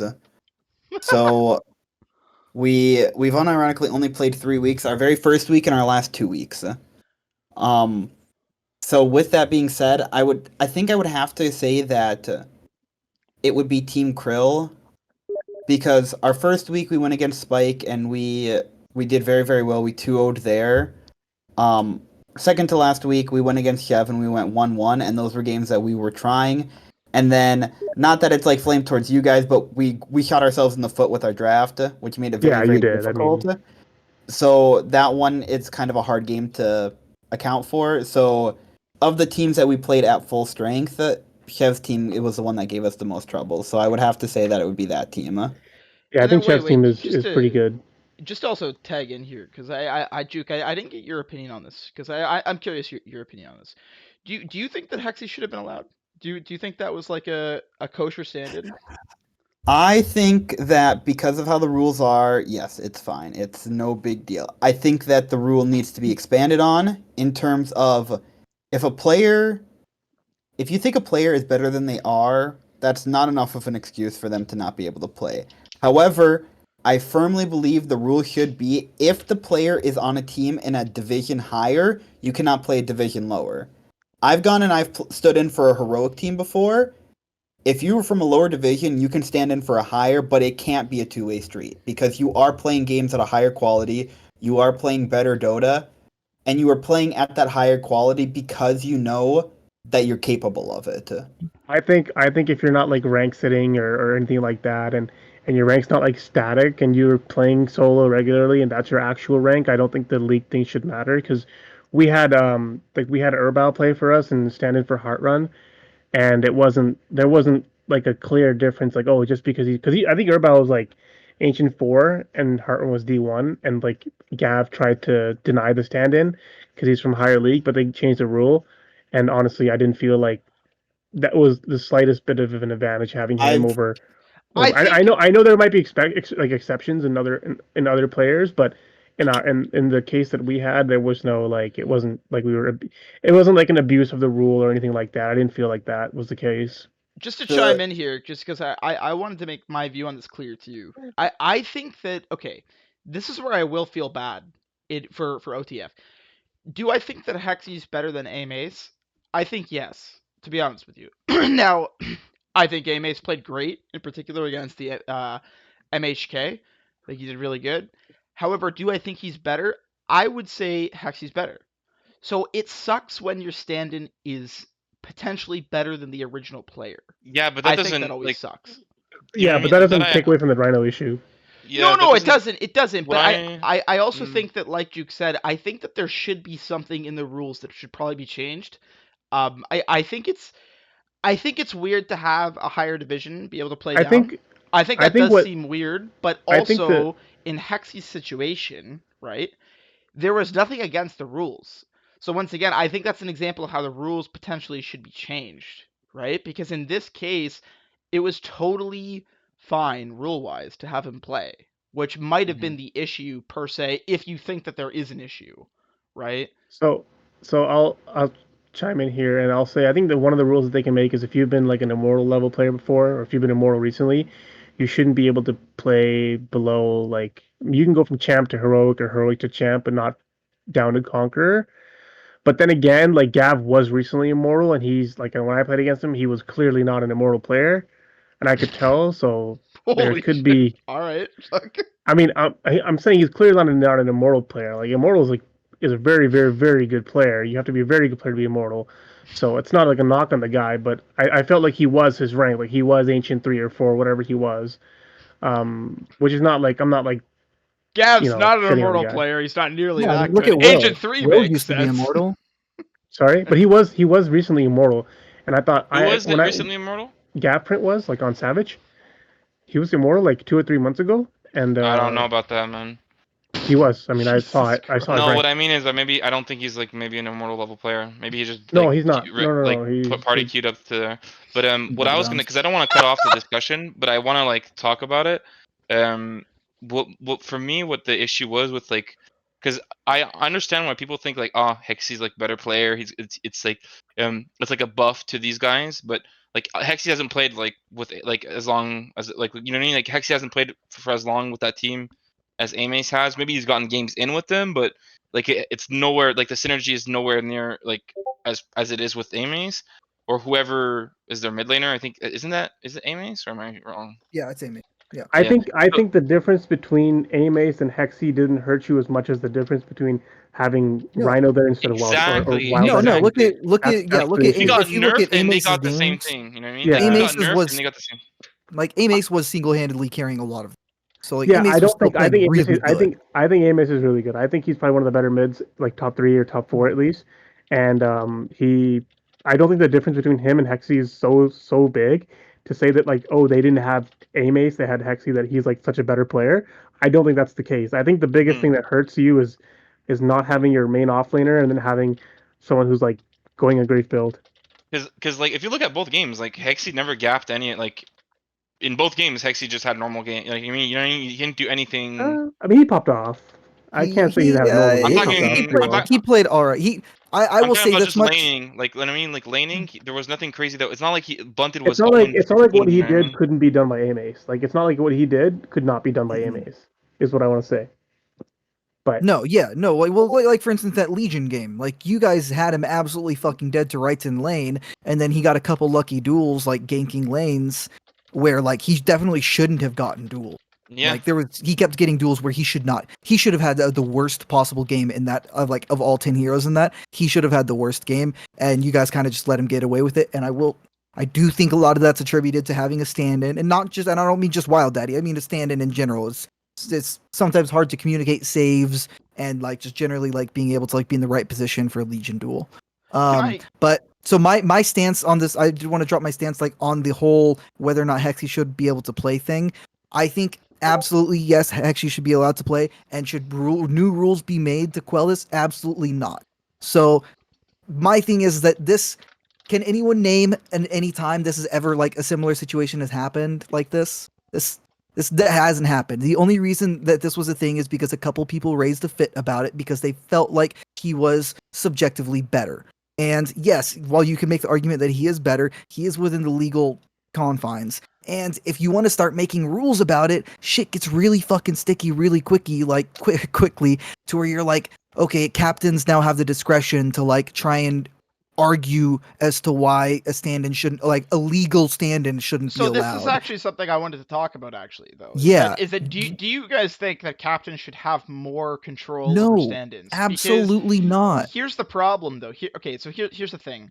I would agree with you that I think if you let people go off like subjectivity, I think that's a very slippery slope because Very slippery. you could just deny everyone. You could just be like, "Oh, well Hexy's better than Amace," or like, "Oh, fucking I don't know, like Yeah. fucking No, Phoenix is better than it someone would else," be the right? same thing with like scheduling. With like scheduling, how you could just like say, no, we absolutely cannot reschedule to any of these days if you can't get standard. So that literally corner if you made it to where that like that, you literally corner teams that can't like make it. Like if they have one player who can't make it, you make it to where they will automatically lose because the other team can just say, we can't reschedule and we're going to decline every stand-in that you want for the day that you can for the Thursday that we're supposed to play. So you just automatically lose every week. Well, okay, but here's what I will say. I also do think though, in a way, and I'm not saying I know the best solution. I do think that in a way, the fact that captains essentially have no control over it does feel a little weird to me. Like it does feel like kind of strange. So I'm not really sure what the best middle ground is. So I think the I rule's don't think fine. it's I don't I think think the it's rule's that fine. weird. I don't think it's that weird. I think the rule's fine. I think that like Hexy is a situation where I while we were talking about this, I went through and looked at I was on a team with Hexy. I didn't know this. I was on a team with Hexy for a few games in season 35, and Hexy played really fucking bad.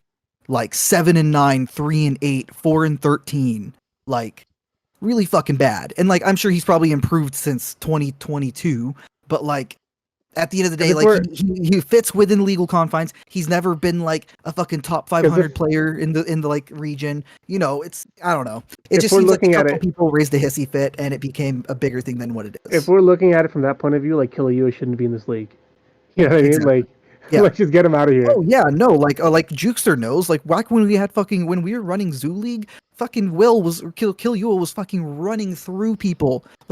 You was first pick every single game. When we were doing tour captains draft, where you could draft your players, Will was the fucking first pick every single fucking game because he just stomped matches.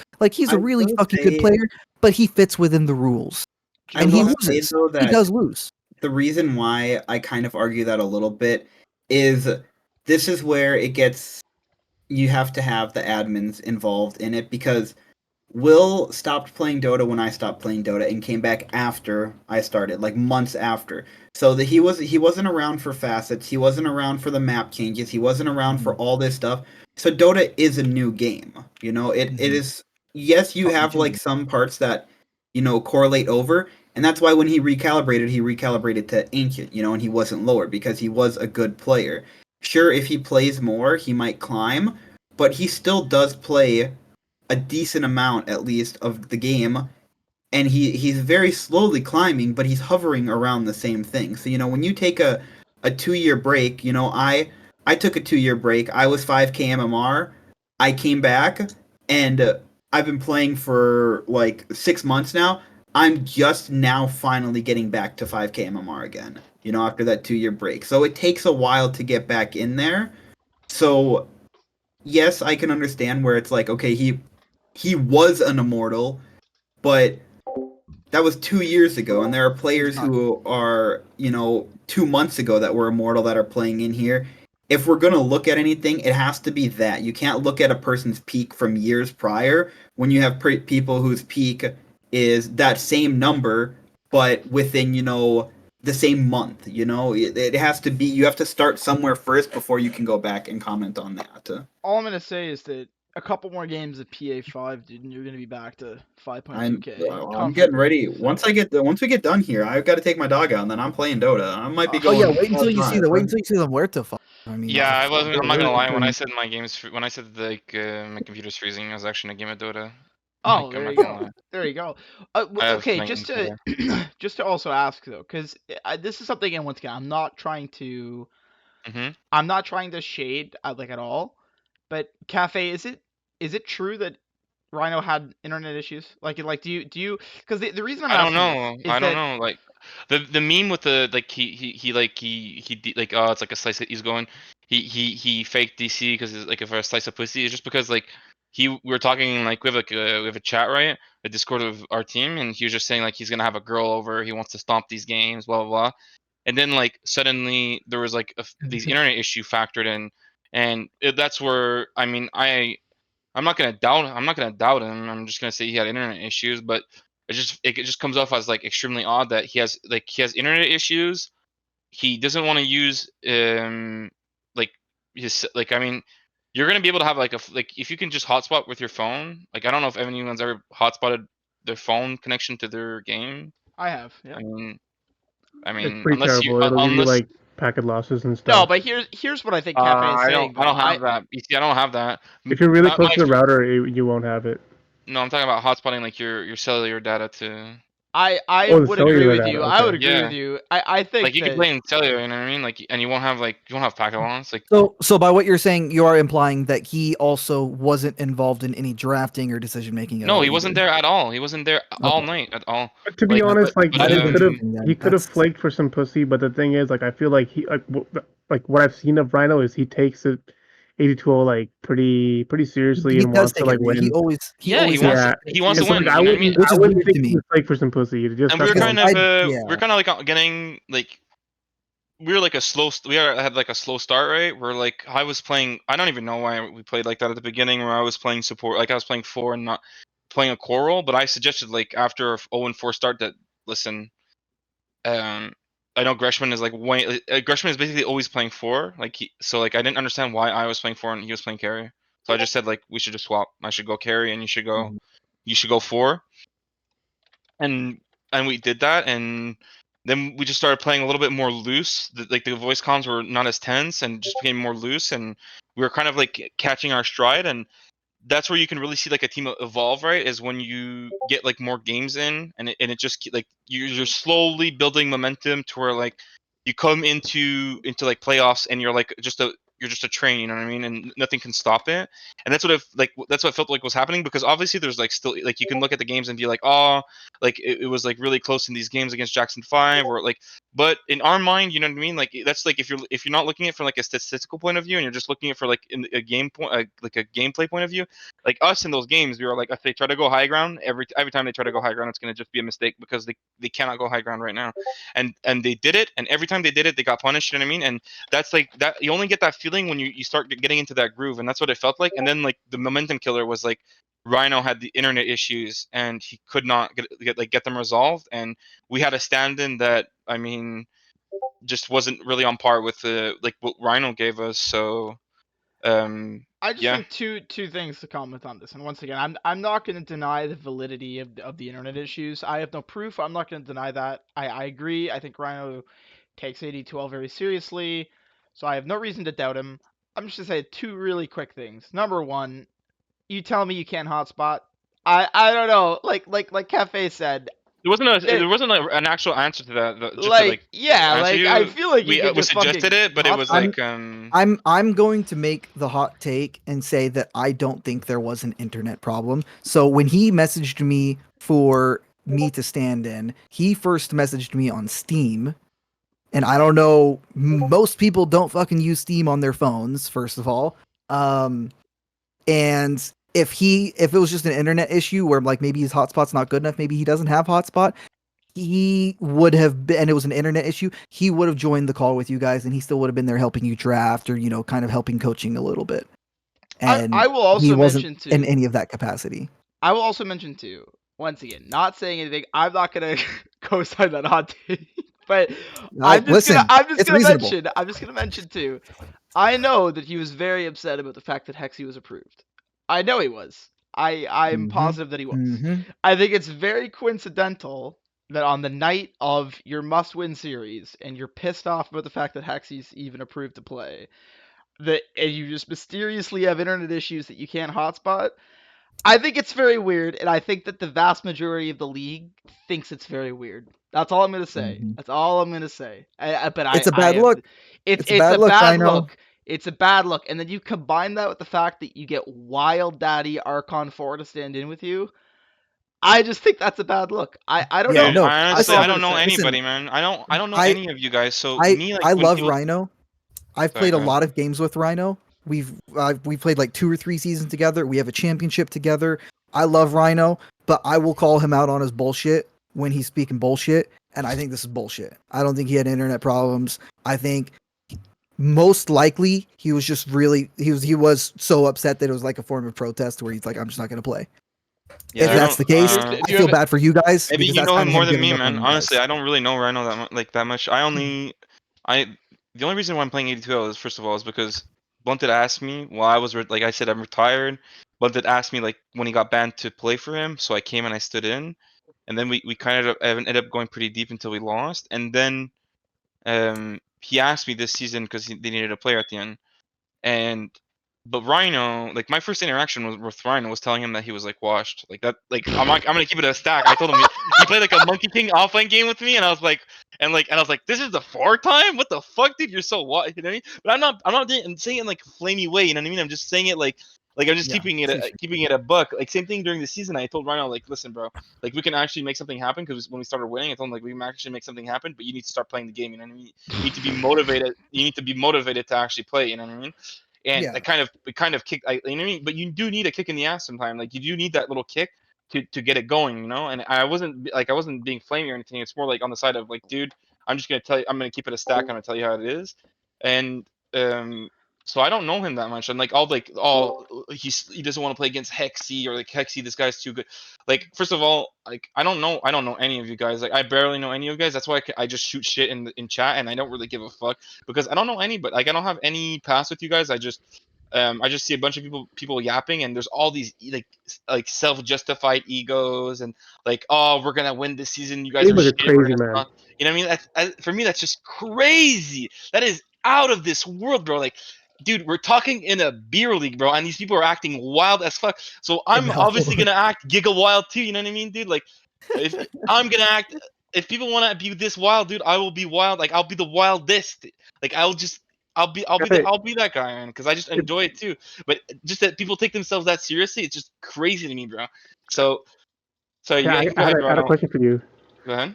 Once you guys like had lost and it was like official and everything, did Rhino comment at all? Because like in the actual like conch chat or in like AD2L, like his last message was prior to the series, and he hasn't commented at all since losing, or because he's usually active and he's like talking mad shit and all that kind of stuff. So I was curious, did he like communicate with you guys once you guys had lost or no? Well, we lost, and he said we were waiting for another tech. Did we win game one? And then there was someone that said no, and he said he was gonna test his connection. And then we started the draft, and he said, "Oh my fucking god, bro, is this really it?" And Okay, that like was he just hasn't probably said anything. Damn. Okay. that's pretty much it at the That end, is bro. that is a bit of a different perspective into it, And then. But I mean, I think he probably had internet issues. I think it's out that of makes character for Rhino to not play. that makes me believe it a little bit more that he might have had internet issues. so yeah, I don't know if like you said, you guys probably know him more than me, and maybe he is faking, maybe he's just being like he's porn acting, and like, oh guys, man, my router just blew up, bro. There's like Taliban that are sending it like a cyber attack on my router, but It's Yeah. Taliban. like So I won't like I'm not gonna dispute it. Me, I'm more on the side of okay, well, I'm like more of like I'm the wing it guy. Where like okay, but we don't have Rhino, let's just pick up an offlaner that knows Yeah, what he's yeah. doing. But then I'm put in a situation where like my offlaner is not even trying to be like so. Look, I'll throw shit at Wild Daddy, bro. Like I'm gonna keep it a stack, dude. I was like, dude, this guy's a fucking paid actor. Like, what the fuck is he doing, dude? Why is my axe 2-12, dude? Like, what the fuck is going on? I'm trying to look at the game too to see like to figure out how because I can't look at it right now, but I'm just gonna look really really quickly and see one thing. 1 second. Well, while you're doing that, I will say, like, yeah, like Yeah, I wasn't gonna try to say that he definitely was faking the issue. I was just merely pointing out. I think it was a very strange coincidence that he was very pissed off about the Haxi stand-in. Then he had the internet I didn't know issues. he was pissed off. I didn't know he was. Then he had the fucking Wild Daddy stand-in. Like, I just think it was fucking weird. I don't know. It was yeah, just so like a like weird combo. Bro. I will throw in as well that just the ways Rhino, I don't know if Jukester remembers, but me and Rhino had made a team called Villain. And we made a team called Villains simply because we were seen as like the sort of villains of the league, and the admins we would get very unfavorable decisions towards us by the admins. And Rhino's response whenever the admins gave us an unfavorable decision was, "Okay, let's go out and like make a point of it. Let's go out and win the fucking game like crazy hard to like put it in the admin's face. Like we're gonna be the bad guys. We'll embrace the bad guy role." And like so it does seem off character for him to like not want to play after the admins do something that he doesn't like. It is all kind of off brand for him. His attitude is typically like, all right, let's go in there and fucking destroy Hexy, and et cetera, et cetera. So it Juke, is all very weird. Do you have anything you want to add, Jukester? It's been a bit of a moment since I've heard from you. I mean, it does sound like he kind of had internet issues. Yeah. I feel like with knowing Rhino, I'm very, very surprised that even then, it's the reason why the internet issues things makes me confused is because so many people have reached out to him, and I know that there's a lot of people he doesn't want to talk to. I've reached out to him too, and this guy has told me pretty much everything that goes on with the team, expecting me not to tell people about it, and I haven't been. So I feel like me also not hearing back from him, maybe it's an ego thing, but I feel like it's very strange. Worst case scenario, I feel like I'm pretty sure I remember this guy telling me one time about how he went to like an internet cafe or something to play as official because he lost the internet. So I'm surprised that there wasn't anything like that where, oh, I'm going to do this. I'm doing, I'm going to a friend's house. I got to go to a family member's place with my computer. Or I'm going to this cafe or something like that, to, make up for it so that way he could play. So I don't know where I feel about it because, him sending the messages and that stuff that Cafe had mentioned. Okay, that makes me think one thing, but then, not hearing back from him and him not commenting on anything yet makes me feel like something else, So I'm kind of torn between it. Yeah, I don't know. It's very tricky. Like and like I said, like given what's been said, I don't think that he I don't know. I Look, don't think that he I think intentionally fucking fucked around. I just think it was a weird timing. It was a very coincidental timing. It's very strange, but My suspicion is that he likely did have internet problems and was probably upset enough about the things that had happened to where he kind of lost like the care to like make that Mhm. extra effort to like go to a cafe or go to his friend's house or something like that, where he was like, whatever, fuck this. I don't mean, know. Who knows? Who for knows? me It could that literally night, be bro, anything. We're I'm gonna give speculating. you like team point perspective. For me that night, it wasn't about like what the fuck, why is Rhino having these internet issues? It's more about like what the fuck, what's going on with my what's going on with the replacement, bro? What the fuck is going on? I'm just Yeah. the more I look at it, the more I scratch my head because I see like treads on Axe Yeah. No, I mean, and I think you guys can win without Rhino in that situation. I just think there was other fundamental I mistakes think we that didn't have an happened. offlaner, man. Like I just Yeah. think we didn't Yeah. have an That's offlaner. And yep. I think If game you guys have one, me, U2O. That's all I'm saying. If you guys have me, U2O. That's all I'm saying. I said maybe it. maybe. I mean, I'm I not mean, the like I said, I don't. That's the thing is that I don't know if how you guys had an the offlaner, stand-in it doesn't. situation works. Like, did you just ping people? Because if you're asking me how I would have gotten a stand-in for this type of game, I would Mhm. have just gone to Conk chat and I would have been like, all you offlaners who's available right now, and I would Yes. That's have just what like most people do. Yeah. that's what I would have yeah, Exactly. just that's literally Because what was the dumped thing something, and I is didn't that know about Wild Danny, so I just want to like because I don't want to cut you off. no, Just keep you're what you're good. saying, but because I don't know Wild Danny, so when I was told like, yo, Wild Daddy is a good player, blah blah blah, I was like, okay, whatever, bro. Like, if you're gonna be able to play like Mar, because first of all, Rhino doesn't play like Mars, Axe, and these type of heroes, but these are heroes that, from my point of view, when I'm playing carry, these are heroes that I really enjoy having because I can play the style that I want to play and know what I like. I have what I need to be able to function, right? Where I have an actual frontliner. Whereas if I'm playing like a Lena hero and I have like a Brood in front of me, bro, there's like some weird shit that's gonna happen here because Brood is not the hero that you want in front of Lena. You know what I mean? You want like a Yeah. Mars that'll be able to like separate the fight and shit like that. You want like a kind of like a death ball going on and some actual heroes, some actual meat in front of the hero.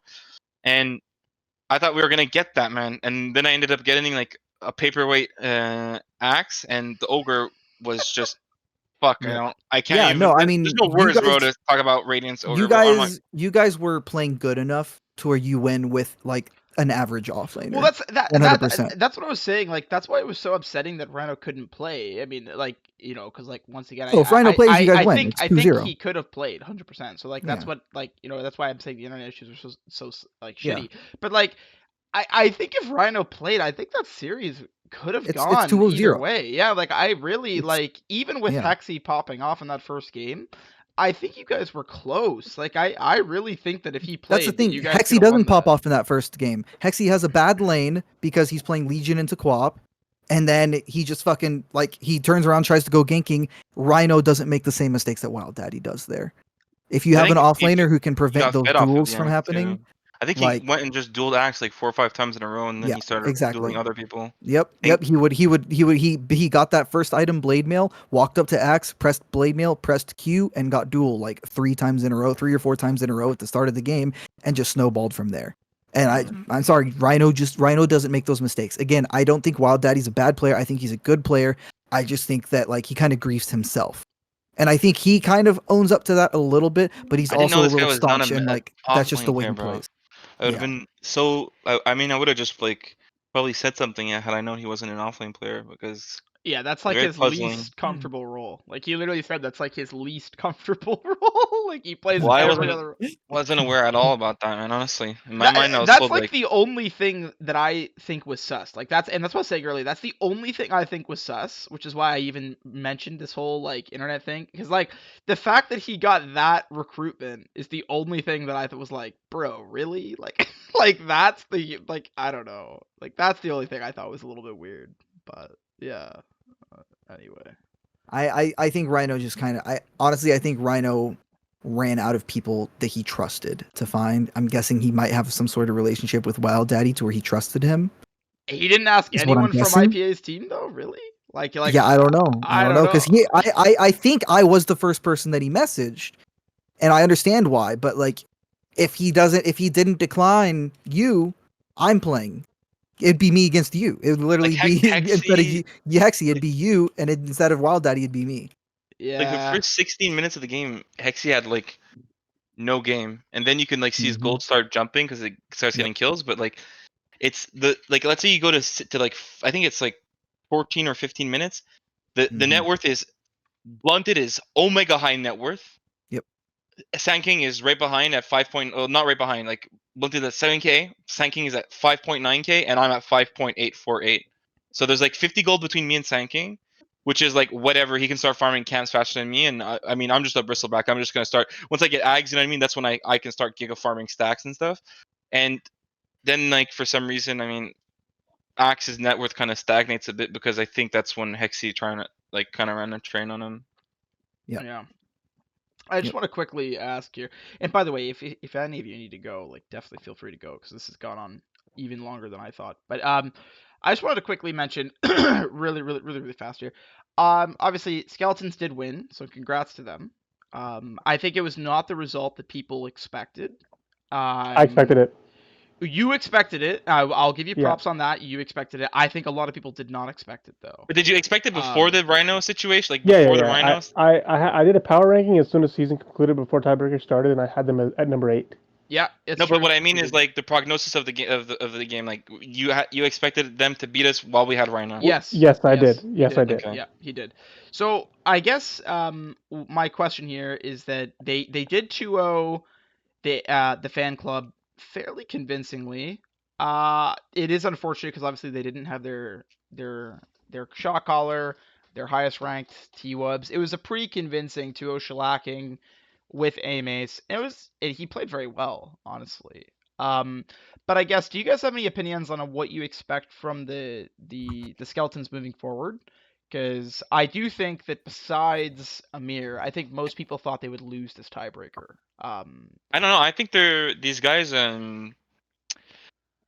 So I think that when you have to look at teams, you can't just look at like star players and be like, oh, these guys are like extremely good. If I'm looking at it's like spooky scary skeletons, I think that Amace is probably their biggest liability because I think this Doctor Spike, Russ, Kelsa, GM, and Anik, these guys, I think they run like a very consistent ball style where they're gonna play like all four are gonna be pinned together really close, like farming the map together. Maybe it's not like the most efficient farming, but they're always ready for a scrap. You know what I mean? Like if someone and we're us, we tend to be like more on the optimal side of things, right? Where you're gonna have like a 2-1-2 split, and people are gonna be farming like the map efficiently. You're gonna try to squeeze out the most gold that you can, and you play like a very reactive style where like you're playing close to the tower, but you're farming all the camps there, and like if anyone starts a fight, you're gonna TP. You know, Mhm. these guys they're like just ready to pounce, and that takes like some level of coordination. You know what I mean? That's like the part where like you probably want to be playing for a while with your teammates, or you want to be kind of on the same page. And these are guys that seem to be like all on the same page. The only thing that I think that could just drop the ball for them is this Ami's guy because he seems like he's the least consistent one out of them all. He's probably a really good player. It's just that, like I pointed out, even in Conch chat, his item builds are kind of fucked up, dude. Like, not gonna lie. The only game that I looked at honestly was those two games where he went Kaya Sanj, like Kaya Yasha, like on OD and on Lina. That's like a very what the fuck. Like the item isn't like the item is shit. It's not even a good item. So like, what the fuck are you even building it? And that for me that could be the only factor that like kind of knocks them out because I think all the like the rest of it, even though maybe it's not the most efficient, since they're like, you know what I mean, like if you're gonna make a call, like you make everyone makes it together and no one backs out or is like uneasy about the call. They're all about like going for it as a team, and Mhm. that's gonna either win it for you or it's gonna be your downfall. But if they always go at it as a team and they kind of coordinate, they're good. But I think that Amace is just the only question mark that I have because I wouldn't say he's bad. Like I don't think he's bad. I just think that he's maybe marred with consistency issues because he doesn't like. I don't even know what the fuck the thought process is behind building this shit item. Like I know I keep talking about the item, but for me, like if you're building the item, first of all, it's like you're making it like it's a decision, and it's not even like a good decision. So why like what is the we'd have to talk to I'd have to talk to him and just ask him like what was going through your mind, because he's just hindering himself at that point. But like, Yeah, and plus he got so lucky. He started like no regen. I don't know if you guys remember that game, that Lena game. I He started remember like this no game. regen, Yeah. and he ends up getting first blood. Like it's so random. He just ends up getting first blood, and then like he like shot himself in the knee. He literally got like the freest first blood, and he had like I think was it like a DP? I think he was against the DP mid, and DP mid is like denying like every last hit. Is literally denying every last hit. He's like Giga Poor has like one CS, and then like for some reason like the DP turns her brain off, runs into his tower. He ends up getting first blood, but then he shut his brain off too, and he's like, "Fuck it, man. You know what? DP's going like 0 IQ gameplay. I'm gonna go 0 IQ item build too, and I'm just gonna run it." And then And I think that was also the game where he went like double null before bottle or something like that, which was he like didn't build really. bottle. He did not build bottle. He went double null. He goes double null and no bottle on the most mana hungry hero in the, like in mid right now. Like Lena is like starved for mana, and he goes no bottle, which is like what the fuck. Maybe he's just not playing the hero, or he's just like he doesn't know about the hero. But I mean, it's But Lena. It's pretty. overall though, from what you're saying, is that you do think that that's like a genuine contender team as long as they can kind of Yeah, keep I things think under wrap. Krill Eater are kind of overrated. Like Krill Eater, damn bro, I've seen some games of him, and I don't know, man. Like I was watching, I don't know, dude. People talk a I lot think about JA these is kind of guys, overrated. but I think these guys are kind of Well, overrated, well man. Like there's for that meme message where I said like why is Chev's Dota tracker always in the red, but like that's not really a meme, man. Like that's like factual, dude. Like that I know it's like it means nothing, but that in itself for me is just like I don't know, just like the games that I watched of them, it felt so weird, dude. It just felt really, really weird. And this is just my opinion. People can like feel free to chime in on whatever, but for me, like the atmosphere felt very, very weird. Like I think at one time I was watching Chev's stream, they get like team wiped. The carry tells everyone to shut the fuck up and to like only talk about like important stuff of, like in the game. For me, I'm like, whoa, dude. First of all, someone says that to me, it's like, dude, you need to chill out. And the other one was like they're questioning their mid laner's hero pool, like right before the draft, like 30 seconds into the draft. Someone said like, "Come on, Chev, like you're not going to tell me that you only play spirits and puck." Like who the fuck says that to their mid? Like, oh that's a real confidence booster right there. Oh yeah, that puts me on right on edge, bro, to be ready to roll over these guys, bro. Like you know what I mean? For me, people talk like that, I mean, like, dude, that is such a Yeah, but fucking weird maybe one they're right like there. friends and they can just like they just do banter with each other. They're comfortable like that. You never know. you do never You hit know, but it. You can never know, they're but when there's like a big like shut the fuck, like you know what I mean, like everyone's still fucking talking, and there's like a big like kind of like a dead silence. This was It's Chev's team. Chef's yeah, team. Yeah. the krill. Crow. Okay. Who said it to I who? Was it Lorenzo? Lorenzo is I saying think so, but I don't know the voice. I really don't know the voices. I thought it was the carry player that was talking, but I'm just not Deep voice sure. guy. Probably Lorenzo. they are Uh, they are a bit of like a bit of doomers. I will be honest. Like I think if games go wrong, it feels like that's they all it. kind of get a little bit Exactly. down. And that for me is that's like from when you're like you say like a doomer, for me that's like a very big question mark. That's because to me is like inconsistency.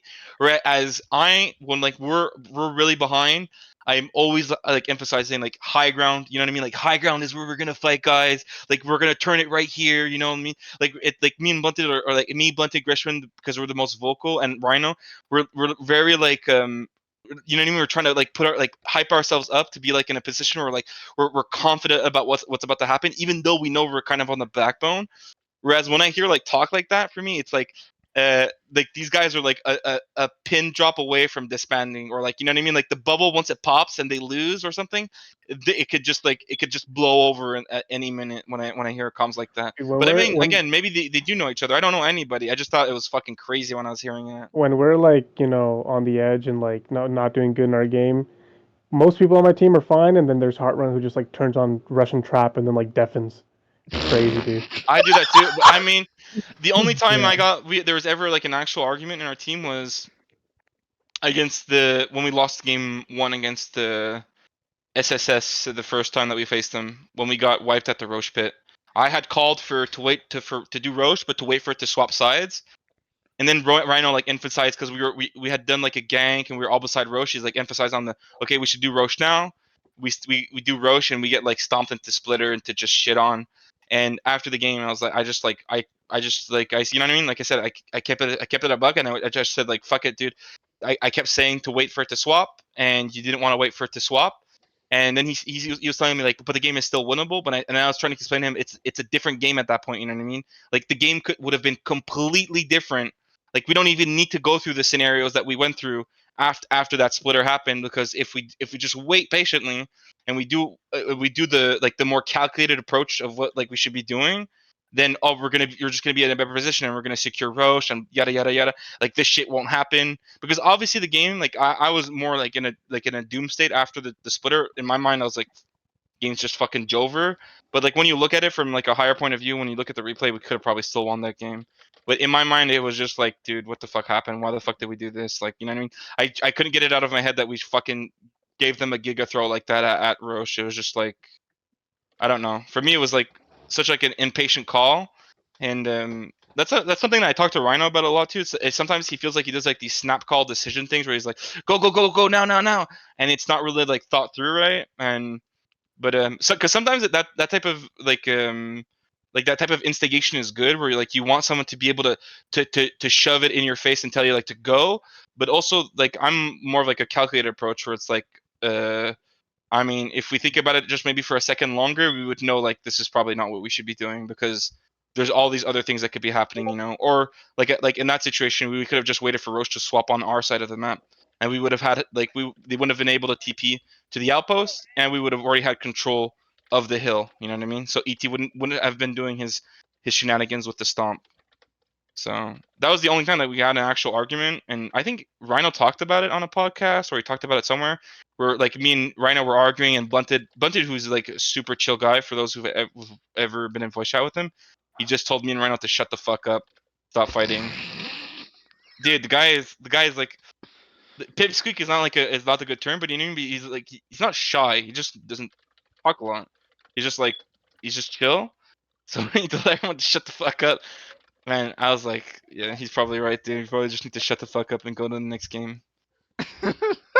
I agree. Well, that's probably when Rhino said he was like a changed man. You know, he was a changed man, so that's totally fair.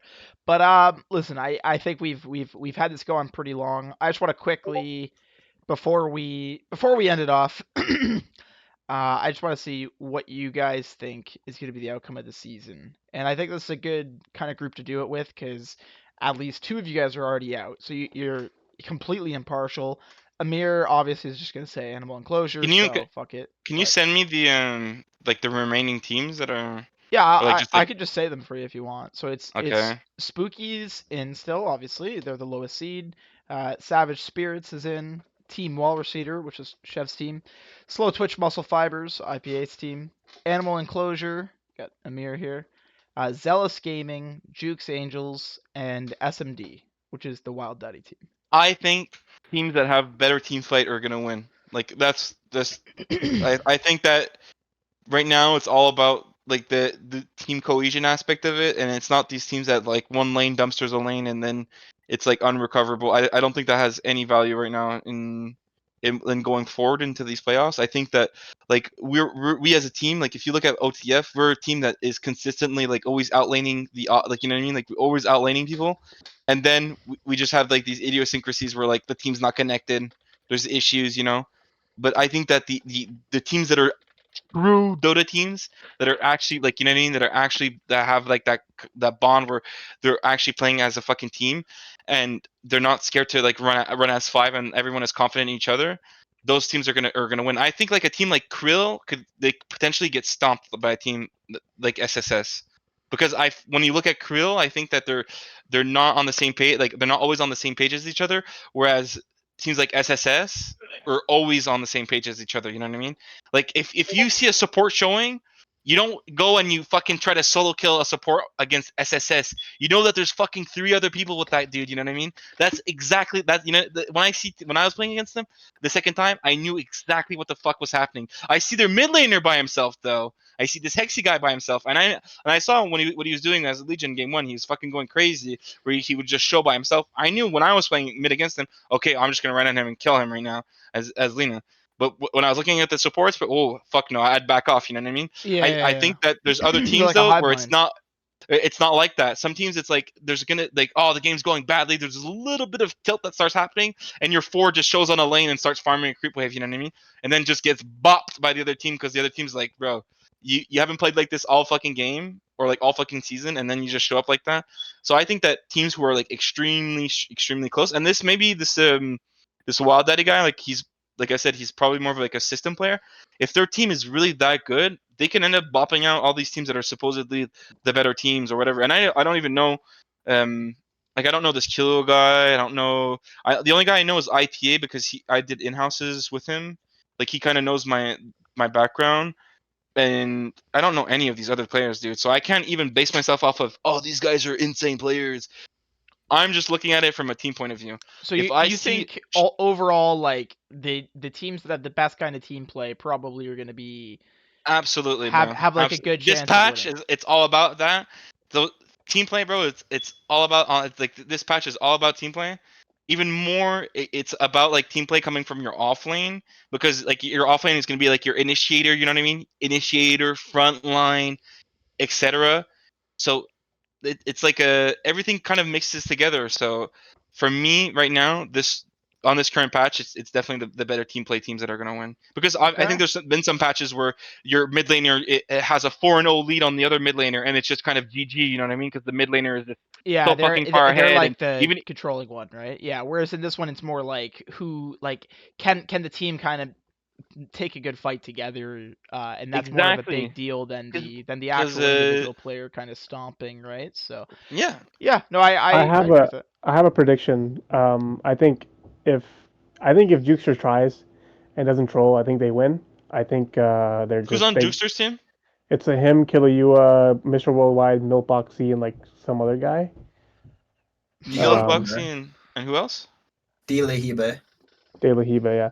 And then I think, but if that's not the case, like they do troll and like they end up like losing a series and are out or whatever, Another I throw, think you it's mean? between, huh?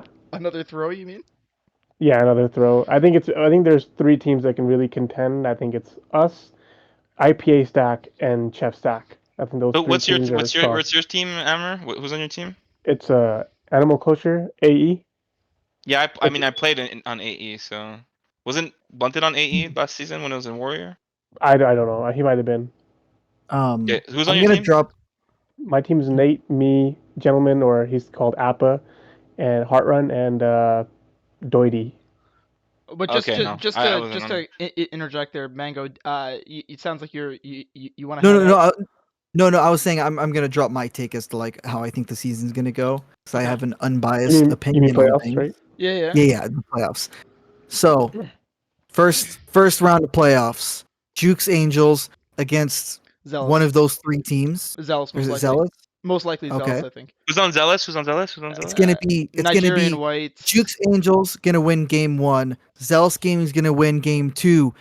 And halfway through game 2, Milk Boxy is going to trip, going to the bathroom, sprain his wrist for his hand, and then Jukester's gonna emergency call me and say, Mango, we need you game Okay, 3. It's bro, dire. I sub in. You're on that I Rhino thing sub right now, in bro. for Jukes Angels for the rest of the playoffs. They go undefeated, win the championship, and I That's a have a 19 KDA for that's a for the hot take, remainder of my the playoffs. friend. Juke, That's you think that's probably what's going to accurate? You think happen. that's accurate? And it's not because I'm going to sabotage Milk Boxy's house with a bunch of trippable objects. It's just it's Watch out, prophecy. Arden. Watch out. I talked to Oracle. All right, fair enough. Juke, I think I asked you this before on another episode, but if you want to give one last take here on the team that you think is most likely to win, besides your own, because obviously I imagine you think you're gonna win, but I will give an incredible hot take. okay, hit I me. think every single team in Conk, those that are still in playoffs and those that are eliminated, are absolutely awful. I do not think there is a good team. Okay, all right. Every team overhypes themselves and say that they're great drafters, but then lose to 2K MMR players, and then are like, I would have won the draft if I didn't ban this, or if I would have banned this Shadow Fiend. Well, if you're such a good drafter, ban the Shadow Fiend. Like, it's not that So difficult. you're saying you're by far the best team, and it's going I'm to be saying like my 2-0 team is all the in the way? same way. I'm saying my team is included in I that. I would- do I not would think my team's honestly- that great. I would honestly think that JA is probably the best team by a substantial margin. But But I mean, I think substantial the drafting margin. thing is pretty. I think easy. if Yes. I have to pick a team to win, that's going to be the second part of my hot take. I'm going to go with Zealous. Oh my! This is what I wanted to see. That's a hot take. This is the I think hot they're take that I overrated. needed. I think they're overrated, to be Who's on honest. Zealous And right now? I think I they're don't know. underrated, bro. I think I think Jukester's they're team. overrated. I think No. Jukester's team is good, but I don't think there's the skill gap between them and the other teams is so wide that like the other like top 3 or 4 teams can't beat them in a best of 3.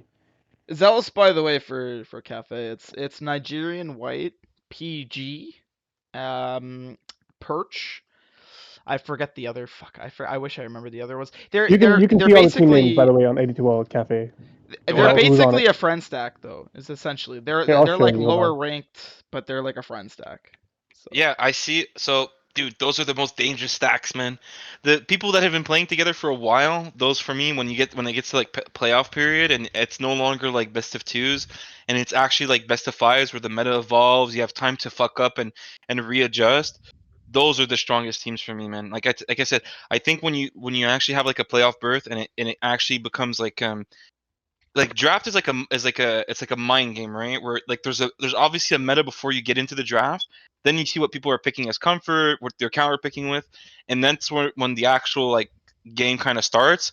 Um, these guys that are like all together that have been playing together for a while, I think it's like they're 10 times like more lethal than these stacks that are like that formed right at the beginning of the season and that are like superstar players and that think that they're gonna roll over the league because maybe they do get the playoffs, but when they get into those deeper waters, I mean they got to be ready, man, for these teams because the teams that are ready and that are synchronized together, like it just takes one bad fight, man, beside your base, and your base is just completely gone on this patch. So That's fair. That's fair. Well, listen, and I think guys. that's maybe If OTF if we're lucky, man. Maybe, sorry, I didn't mean to cut you off, but no, go maybe ahead. OTF if we're lucky and we stay together and we do like more seasons together. Maybe that starts happening, but it's just that like that's one thing that we do lack, and that's why I thought like as it goes on, we're gonna start building that up because I think individually like we're all good. Mm. It's just the time like the time together factor is like I is a thing that we don't have. We don't know like our I tendencies and stuff like I that. will warn you, having known Rhino for a long time, That it is team's not rare doing that well.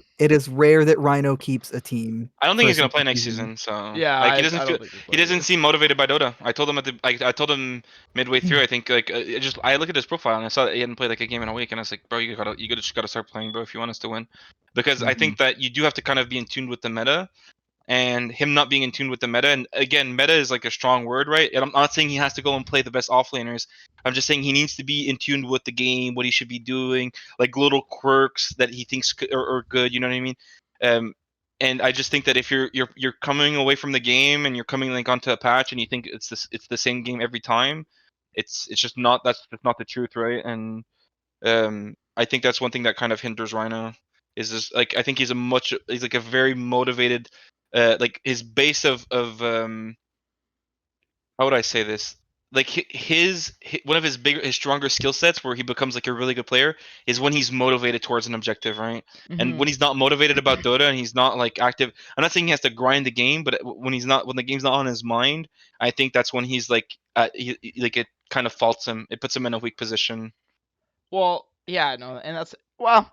I think for a lot of people it's probably like that too. But yeah, I agree with that in particular though. Yeah. Well, listen, guys.